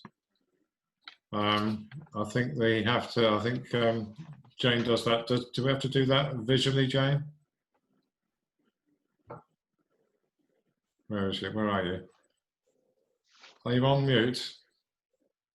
No, I accidentally clicked and got the council's Facebook page up. So once you voted to agree the official sealing and signing, I will seal and then I will gain the signatures of 2 members at some point over the next couple of days, social distancing, etc., and that will be done. But I can't actually seal them until you. Okay. Shall we? Okay. Did I ask for a proposal and a seconder? A proposer and a seconder, please. Councillor Wakeling proposed, seconded. Councillor Harcourt, please. And let's go through the list again. Councillor Bow. Oh, sorry, no, I'll do it. Sorry, I'll do it. The chairman just wished to ask if there are any objections or abstentions. Yeah, I'll do that. Yeah, I'll do that. Is anybody going to object or abstain on this particular issue? No, you all wish that that's a unanimous vote? Okay, that's cool. Right, Thank I shall seal them now, Right. but do carry on with the next item.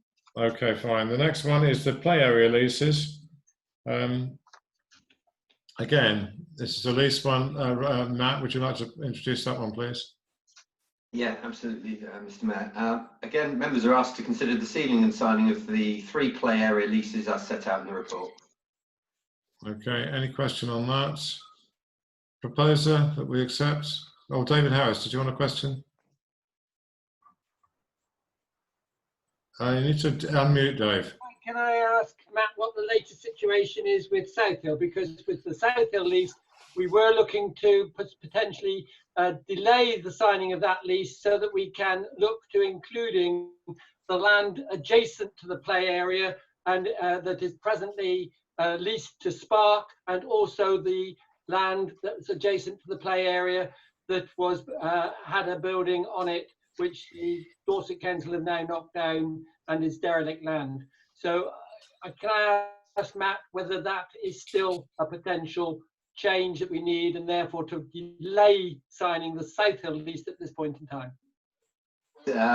We haven't taken the additional South Hill land any further. Obviously, the agreed approach is that we will look to do a paper, so we're actually informed and able to approach Dorset Council with the request and the legitimacy of what that request is, so that we can then understand Dorset Council's position on that.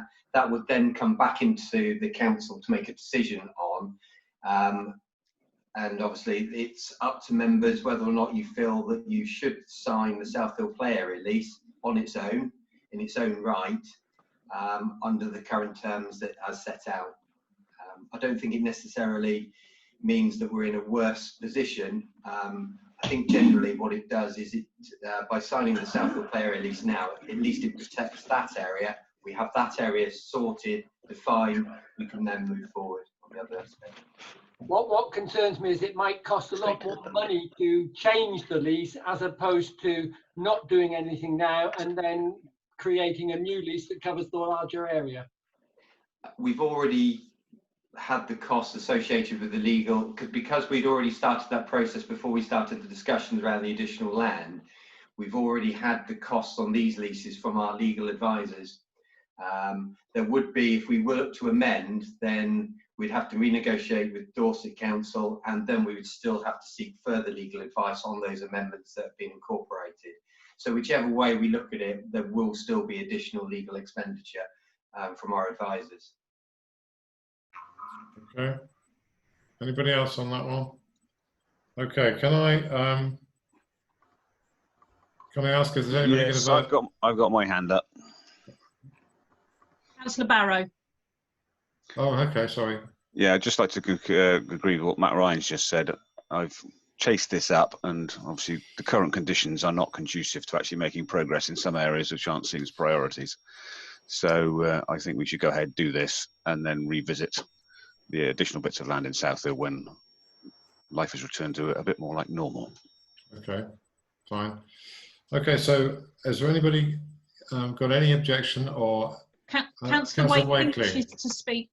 Chairman, I'd like to propose we suspend the standing orders for 30 minutes to allow us to complete the last 3 items on the agenda. Otherwise, we'll have to stop in 5 minutes. Okay, any seconder for that? I'll second that. And then, Chairman, I suggest you ask if there are objections or abstentions. Any objections or abstentions to extend? I can't see anything. Can't see any. Chairman. Are you happy that we take the extra time for half an hour? Okay, that's cool. All right, I take that as a unanimous decision then. Thank you. Okay, go back to the area leases. Does anybody else want to say any more about that, or shall we take a vote? I'll propose it and take it to a vote. Take it to the vote. Have I a seconder for that? I'll second. Ryan. Is anybody going to raise any objection or abstain on this? I take that as a unanimous vote then. Is everybody happy with that? Cool. Lovely. Item 22 then. Cool, we're racking on here, aren't we? Response to Dorset Council's local plan consultation. Jane. Yes, Chairman. So members will be familiar with the documentation that's been supplied to you. It was circulated by Councillor Northam, who drafted and then submitted the comments to Dorset Council in response to the consultation.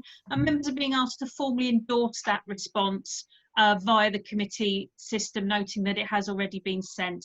I don't think there's anything else to be said unless Councillor Northam wishes to speak to this item. Councillor Northam, do you want to add anything? I did feel that when this was circulated amongst councillors, it was when COVID-19 was first starting to hit us, and I think most people were very distracted at the time. That's one of the reasons why I wanted it to be confirmed. The consultation actually asked us to endorse a hierarchical settlement strategy. This puts new housing development where existing infrastructure already exists. The response suggested that this was a failed strategy from the previous years and that something more radical was needed, such as building new villages or towns next to major road or rail infrastructure. The last part of the consultation asked us to discuss what else we would like to raise to their attention for consideration in such a local plan. And we wrote down a number of points covering our strategy. And we then copied most of these in a letter to Mr. Drax at the end of May. The points that we copied were creating a Weymouth enterprise zone to encourage innovative entrepreneurial developments in the Peninsula Hub, and to encourage manufacturers rather than retailers to boost skilled and manual employment opportunities, notably at the Mount Pleasant Business Park.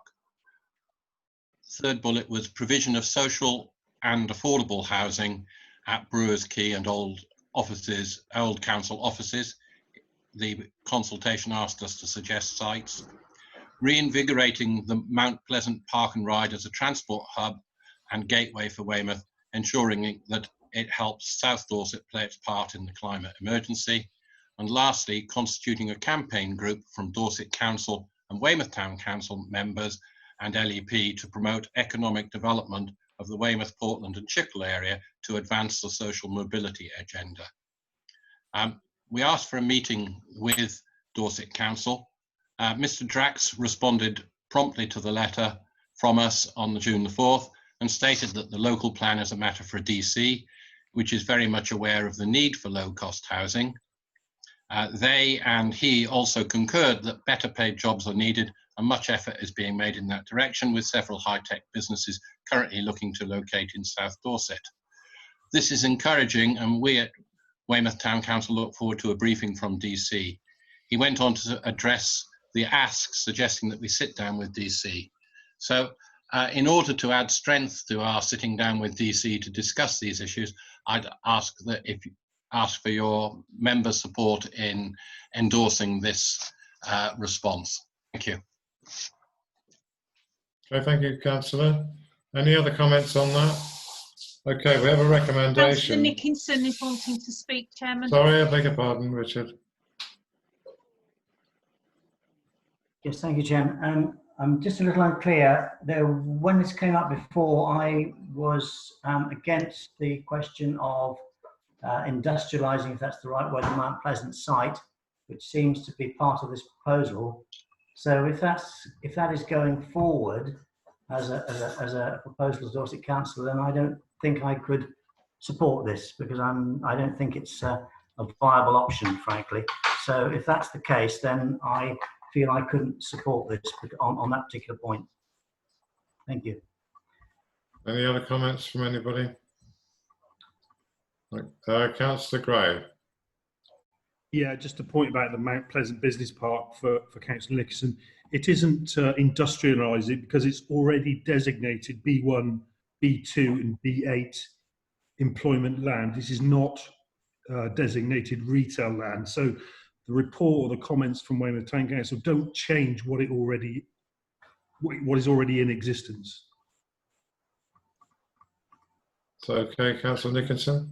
Well, not really, Chairman, because there was a proposal that this was going to be part of the retail park. And we had a presentation on the Borough Council to that effect. Well, sorry, the Borough Council doesn't exist. No, I'm just putting the context of this and there was a general agreement to that. It may well be designated not as retail. I wasn't aware that we excluded from it, to be honest with you.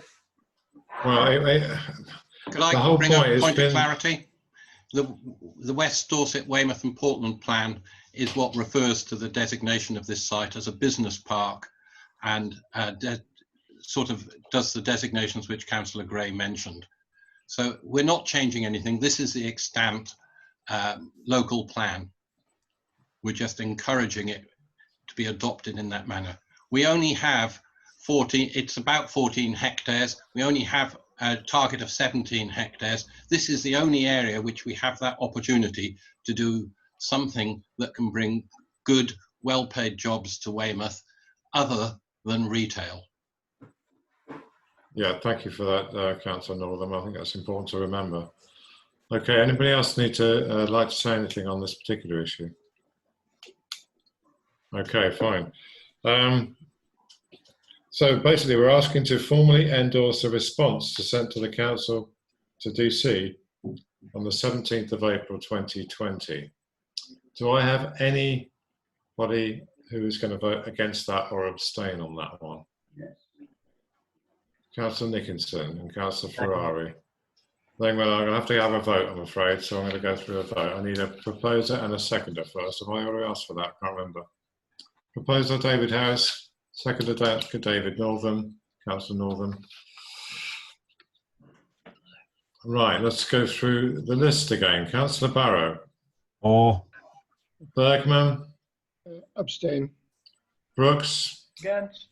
Ferrari. Against. Frost. For. Furman. Oh, I'm for. Councillor Gray. For. Hamilton. For. Harris. For. Hope. For. Huckle. For. James. No. Kanji. For. Lambert. For. Legg. For. Manning. For. Morgan. Nickinson. Against. Northam. For. Orrell. For. Roos. For. Taylor. For. Tewkesbury. For. Wakeling. For. Weaving. For. Watley. For. Weller. For. Winter. 4. Thank you, Chairman. So that vote is carried by 23 votes for to 3 against with 1 abstention. Thank you. Moved on to 23 committee membership. Councillor Town Clerk, please. Yes, I won't go into detail on this. I do hope the information in front of you is self-explanatory. There are 3 proposals proposed, and I would suggest that members take all 3 in a vote if you are happy. Everybody happy with that one, that we take it as a block vote? Nobody. Does anybody get a vote against it or abstain? No. Do we need a proposer and a seconder, Jane? Yes, please. A proposer, please. Councillor Wakeling, seconder Howard Legg. And that on the face of no votes against or abstentions, that's carried unanimously, Chairman. That's carried unanimously, yes. Excellent. Next item, again, nomination to the Malcolm Regis Board. And Town Clerk, please. So many members will be aware of the Malcolm Regis Board, which has not met in approximately a year, I think I'm correct saying. Dorset Council are now looking to restart the board with a slightly different structure, much tighter structure with a strategic executive who will be a member body. And this will be supported by an operational delivery group responsible for the delivery of specific projects. So the council is asked to nominate a councillor to sit on the Malcolm Regis Board, and Chairman Councillor Orrell would also like to speak to this item. Okay, Councillor Orwell, please. Thank you, Chair. I'd like to nominate Councillor Ken Watley for the position. Okay. Are there any other nominations, please? Councillor Morgan. Yes, I'd like to nominate Councillor Taylor. Okay. Are there any other nominations? Right, do I have a seconder for? I have another nomination, please. Sorry, who was this? That was Councillor Furman. I have a nomination, please. Sorry, Councillor Furman, do you want to make a nomination? Yes, please. Yeah, go on then. Sorry, I'd nominate Councillor Roos. Councillor Roos. Are there any other nominations? Councillor Brooks, do you got your hand up? I second Taylor. Well, hang on a minute. I'll ask for seconders in a second. I've got 3 nominations. I've got Councillor Watley, Councillor Taylor and Councillor Roos. First of all, have I got a seconder for Councillor Watley? Chairman, I've had my hand up for some time now, and both on the screen and up on the screen here.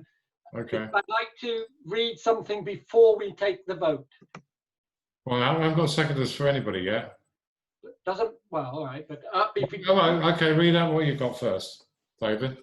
What I'm asking Council to consider is that when we have made our nomination, we send off with our nominee the following statement. We are pleased that Dorset Council have asked us to nominate a town councillor into a revised Malcolm Regis board. Our nominee is, we hope that in revamping the board, DC will consider 2 major changes which the town council would like incorporated in any new structure. The first is that we would like you to consider the name and possibly change it to the Weymouth Development Board. We feel that having a focus on just one of the deprived areas of Weymouth is failing to effectively use the expertise that would be drawn together. Weymouth has several of the most deprived wards in Dorset Council, and the solutions needed to counter this will cover economic development, social housing, health inequalities, community safety and education, and solutions will not just apply to Malcolm Regis. The second is to ensure that the agenda of the board covers all the issues mentioned above, so that we are not just trying to control the problems found in one part of the town. We would want the board to draw up a strategic plan that will tackle the fact that the old Weymouth and Portland Borough have one of the worst social mobility rates of the country and the lowest wage levels alongside this.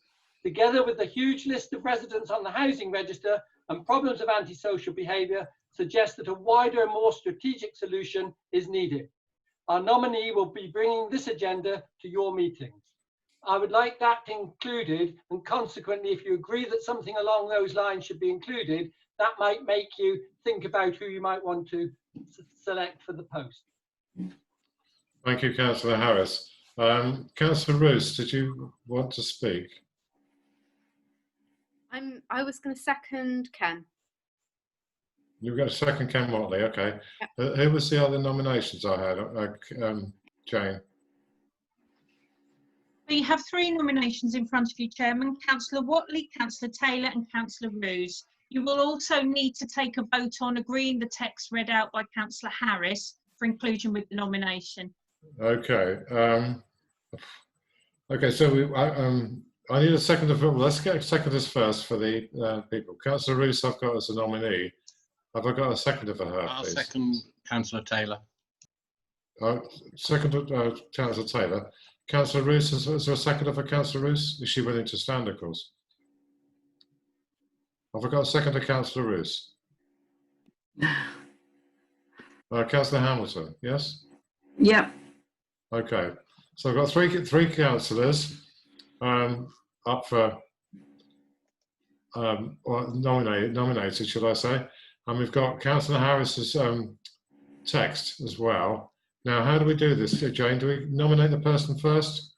So I would nominate the person first, just for clarity, and how that works with reference to standing order number 8 and voting on appointments. I'll just read out what it says. Where more than 2 persons have been nominated for a position to be filled by the council, none of those persons has received an absolute majority of votes in their favour, the name of the person having the least number of votes shall be struck off the list and a fresh vote taken. The process shall continue until a majority of votes is given in favour of one person. The time votes may be settled by the casting vote exercisable by the chairman of the meeting. So the question in front of you, members, is Councillor Winter will read through the list of councillors, and you're asked to either confirm your vote for Councillor Whatley, Taylor or Roos, and then we will see at the end of the first round of voting if we have an absolute clear majority. Okay. Councillor Brooks, did you want to come in, please? Excuse me, Clerk. Can I just mention that if Councillor Harris's amendment is then won, that might fundamentally affect who you want to appoint to this board, because the board will no longer be the Malcolm Regis board, it will be the Weymouth board, but you will have a preponderance of Malcolm Regis members on it. And therefore, it's a whole different question. So despite the fact that that's how it came in the sequence, you might want to decide whether you want Councillor Harris's change to that board, and then decide which members you want on it. Just on a point of clarity, that this is a group being run by Dorset Council. We don't have the ability to dictate and insist any particular change in direction. And I took from Councillor Harris's text that it was a request rather than a. It sends a very, very strange message if we appoint another Malcolm Regis councillor and then say, but we'd like it to cover the whole of Weymouth, because those two are not consistent. Chairman, happy for you to take whichever of those votes you feel it's best to take. And it does appear that there are a number of councillors agreeing with Councillor Weller in the group chat that it would be best to take the vote on David Harris's wording first. Okay, we can do that. Councillor Brooks, did you want to say something? Yes, thank you, Mr. Mayor. I originally indicated to second Councillor Taylor's nomination, but I think David got in just before me on that one. On the old Borough Council, and I'm sorry for the newer members that we do keep bringing this up, but it just does sometimes add a little bit of context to what we're all dealing with, and I think you need to really look at the history of why it became the Malcolm Regis Board. Okay, I do agree it's one of the most deprived areas of the town, and there are others which are very similar, but it's one where they wanted to focus on the problems, and in respect of the major problems, which all other issues all seem to stem from, which is very poor housing. So that was the original intention of the old Malcolm Regis Board when it was first proposed, and I don't see any reason why we as a town council can't look at some of the other areas of our town in amongst what David's statement says. I think it's slightly unfair to say to somebody, yes, be our representative on the town council, on the Malcolm Regis Board. Oh, and by the way, we expect you to sort of bid this. I'm sure Councillor Taylor is more than capable of actually addressing many of the issues that you've raised, David, in your comments, because we've all worked with her in the past and heard her sort of say these sort of things. So I think it's a little bit not really fair to sort of say to somebody, be our representative, and then send them off with a big list of things. And I don't think it will help anything by making it bigger and making it wider. It'll just, in my view, just water down the focus for that one particular area. Right. Thank you, Councillor Kevin. Does anybody else want to speak on this one? Is that Councillor David Whatley Nolan? is waiting to speak. Sorry? Councillor Whatley? Okay. Yeah. Oh, yeah. Sorry, Ken. That's all right. Yeah, the Malcolm Regis Board had its successes in the past. In the end, it broke down because of various things. I don't think we can suddenly say to Dorset Council, there's got to be a Weymouth board. they put it through as Malcolm Regis board, and I think that's what we should actually accept it as for the time being. And if we want to increase it, then I think that would have to take time through Dorset Council. Okay, thank you. Councillor Northern. So Malcolm Regis, when it was Weymouth and Malcolm Regis in 1933 included as an addition Littlemore, but Malcolm Regis doesn't include Westham as far as I'm aware. I think that's in the old Weymouth part of Weymouth and Malcolm Regis. I think it's important that we include those other wards. I think a change of name would also change some of the reputation that may have attributed to the Malcolm Regis board. It's a new start and a new way of pushing forward. I think that would be a positive. Okay, anybody else need to comment? Okay. Okay, now it's up to you really whether we take the wording first or whether we take the nomination first. Jill's had Trevor, I can't remember see which hand it was, but there is a hand up in one box. Oh, sorry, I just wanted to add a little bit to that. In the discussions I've had at Dorset County about the Malcolm Regis board, there is quite an inclination to expand the board and take in the other deprived areas of Weymouth, which I actually think, having been on the board for 3 years, that would be quite a good move. Thank you. Okay, thank you. Councillor Harris again. I'd just also like to mention that when Councillor Bergman put forward his motion about the harbour, everybody was very pleased that he was standing up for Weymouth and that we weren't just going to accept everything that the Dorset Council was suggesting to us. And therefore, I think this is an opportunity for us to suggest to Dorset Council how we think things can be managed better here in Weymouth. Thank you, Councillor. So effectively, it seems to me that we've got some wording. We can't change the recommendation at the moment, but the person that we elect, as I see it, takes that wording along to Dorset Council. Is that a right interpretation as far as I'm concerned? In sending forward to Dorset Council our nomination, it would mention that those were our ambitions for the board. So it would go along with our nomination. They can decide to throw it out. They can decide to just have it focused on Malcolm Regis. But we would send forward our person, but also the ideas that we would like that person and the board to develop. Okay, so we don't actually need to vote on the wording, Jane, do we?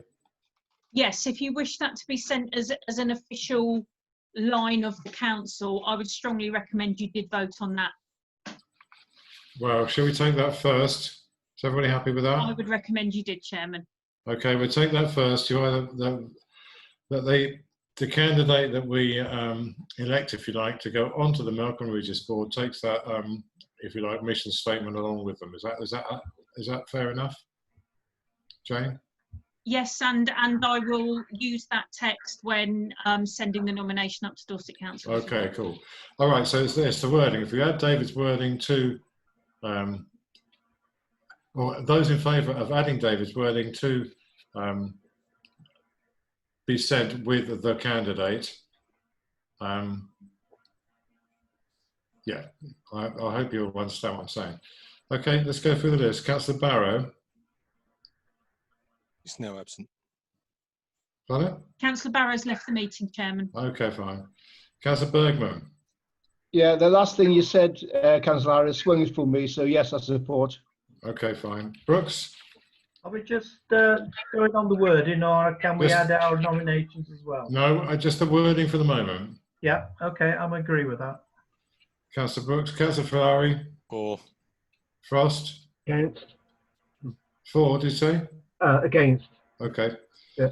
Furman? Abstain. Gray? For. Hamilton? For. Harris? For. Hope? For. Huckle? Councillor Huckle? Come back to him. Councillor James, no. Councillor Kanji? Councillor Huckle? For. Okay, thank you. Councillor Kanji, for, yes? Yeah. Okay, thank you. Councillor Lambert? For. Councillor Legg? For. Councillor Manning? For. Councillor Morgan? For. For. Thank you. Councillor Nickinson? For. Councillor Northam? For. Councillor Orrell? Against. Councillor Roos? Oh, but can I also withdraw myself from nomination, please? Oh, thank you. Where are we? Councillor Taylor?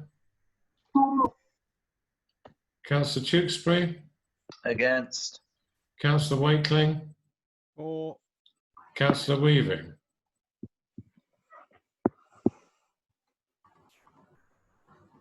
No answer. Came the swift reply. Councillor Weaving. Councillor Winter for. Councillor Weller. You forgot me, Graham. Councillor Watley, I do beg your pardon, Ken, sorry. Against. Against, okay. Councillor Weller. Okay. Did I miss anybody? I don't think I did. Okay, fine. So the wording's taken on with our candidate. Now we've got 2 nominations now for the post on the board. We've got Ken Watley, who's been seconded, proposed and seconded, and Councillor Councillor Taylor, who's been proposed and seconded. We'll have a straight vote. So if you say which we prefer, Councillor Barrow. He's left the meeting. He's left the meeting. Oh, sorry. Councillor Bergman. Just to say, I've got a high regard for both, but for this particular role, Councillor Jill Taylor, please. Okay, Councillor Brooks. Councillor Taylor. Councillor Ferrari. Taylor, please. Councillor Frost. Councillor Watley. Councillor Furman. Watley. Councillor Gray. Councillor Taylor. Councillor Hamilton. Councillor Taylor. Councillor Harris. Taylor. Councillor Hope. Taylor. Councillor Huckle. Councillor Taylor. Councillor Kanji. Taylor. Councillor Lambert. Sorry, I didn't get which candidate Councillor Candy voted for. Councillor Taylor. Thank you. Councillor Lambert. Councillor Taylor. Councillor Legg. Taylor. Mannings. Taylor. Morgan. Taylor. Nickinson. Councillor Taylor, sorry. Councillor Orrell. Councillor Watley. Councillor Roos. Watley. Sorry, did you say Councillor Watley? Yes, Councillor Watley. Thank you. Councillor Taylor. Councillor Taylor. Councillor Tewkesbury. Councillor Watley. Councillor Wakeling. Councillor Watley. Councillor Weaving. I think Councillor Weaving may have left the meeting. Okay.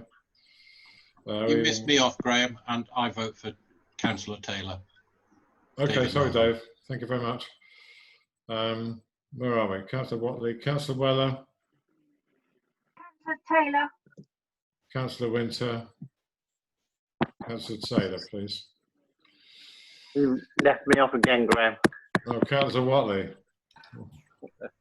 It's Myself. getting late. It's getting late. That's the trouble. Past my bedtime. Yeah, myself. Yeah. I think that's everybody, Jane. Yes, that is. And Councillor Taylor is nominated to the post on the Melcombe Regis Board by a majority of 18-7. Okay, so the recommendation, well, basically is that it? Basically, do we need to do their recommendation, or is that we've actually nominated Jane? No, you've nominated now because there was a majority vote. Okay, fine. Business and then close, please, now. Sorry. Sorry. Sorry, Councillor Legg, was that something important, or was that flippant? Can we close the meeting? No, you still have one No, item we've to still go, got- I'm afraid, councillors. Terribly sorry. You have item 25, which is an information I did item. say next item, then close, please. Well, I was going to bring something important up actually at the end, but no, next item, information items. The actions from full council meeting of the forward plan, which I hope everybody's taken it in and inwardly digested. And that effectively, unless anybody's got any question on that. I just have one point on the forward plan. There's a full council in for the 1st of July with a question mark. That was in case this meeting overran significantly and members adjourned the meeting, but that meeting is not scheduled to go ahead now. Excellent. Thank you very much. Thank you very much for being patient and yeah, and let's get through the meeting actually, which is really good. Thank you very much for your cooperation. Yeah, sleep well. Right, I'm going to stop the recording on the meeting now, Chairman. Right. Cheers, That is then. the official end.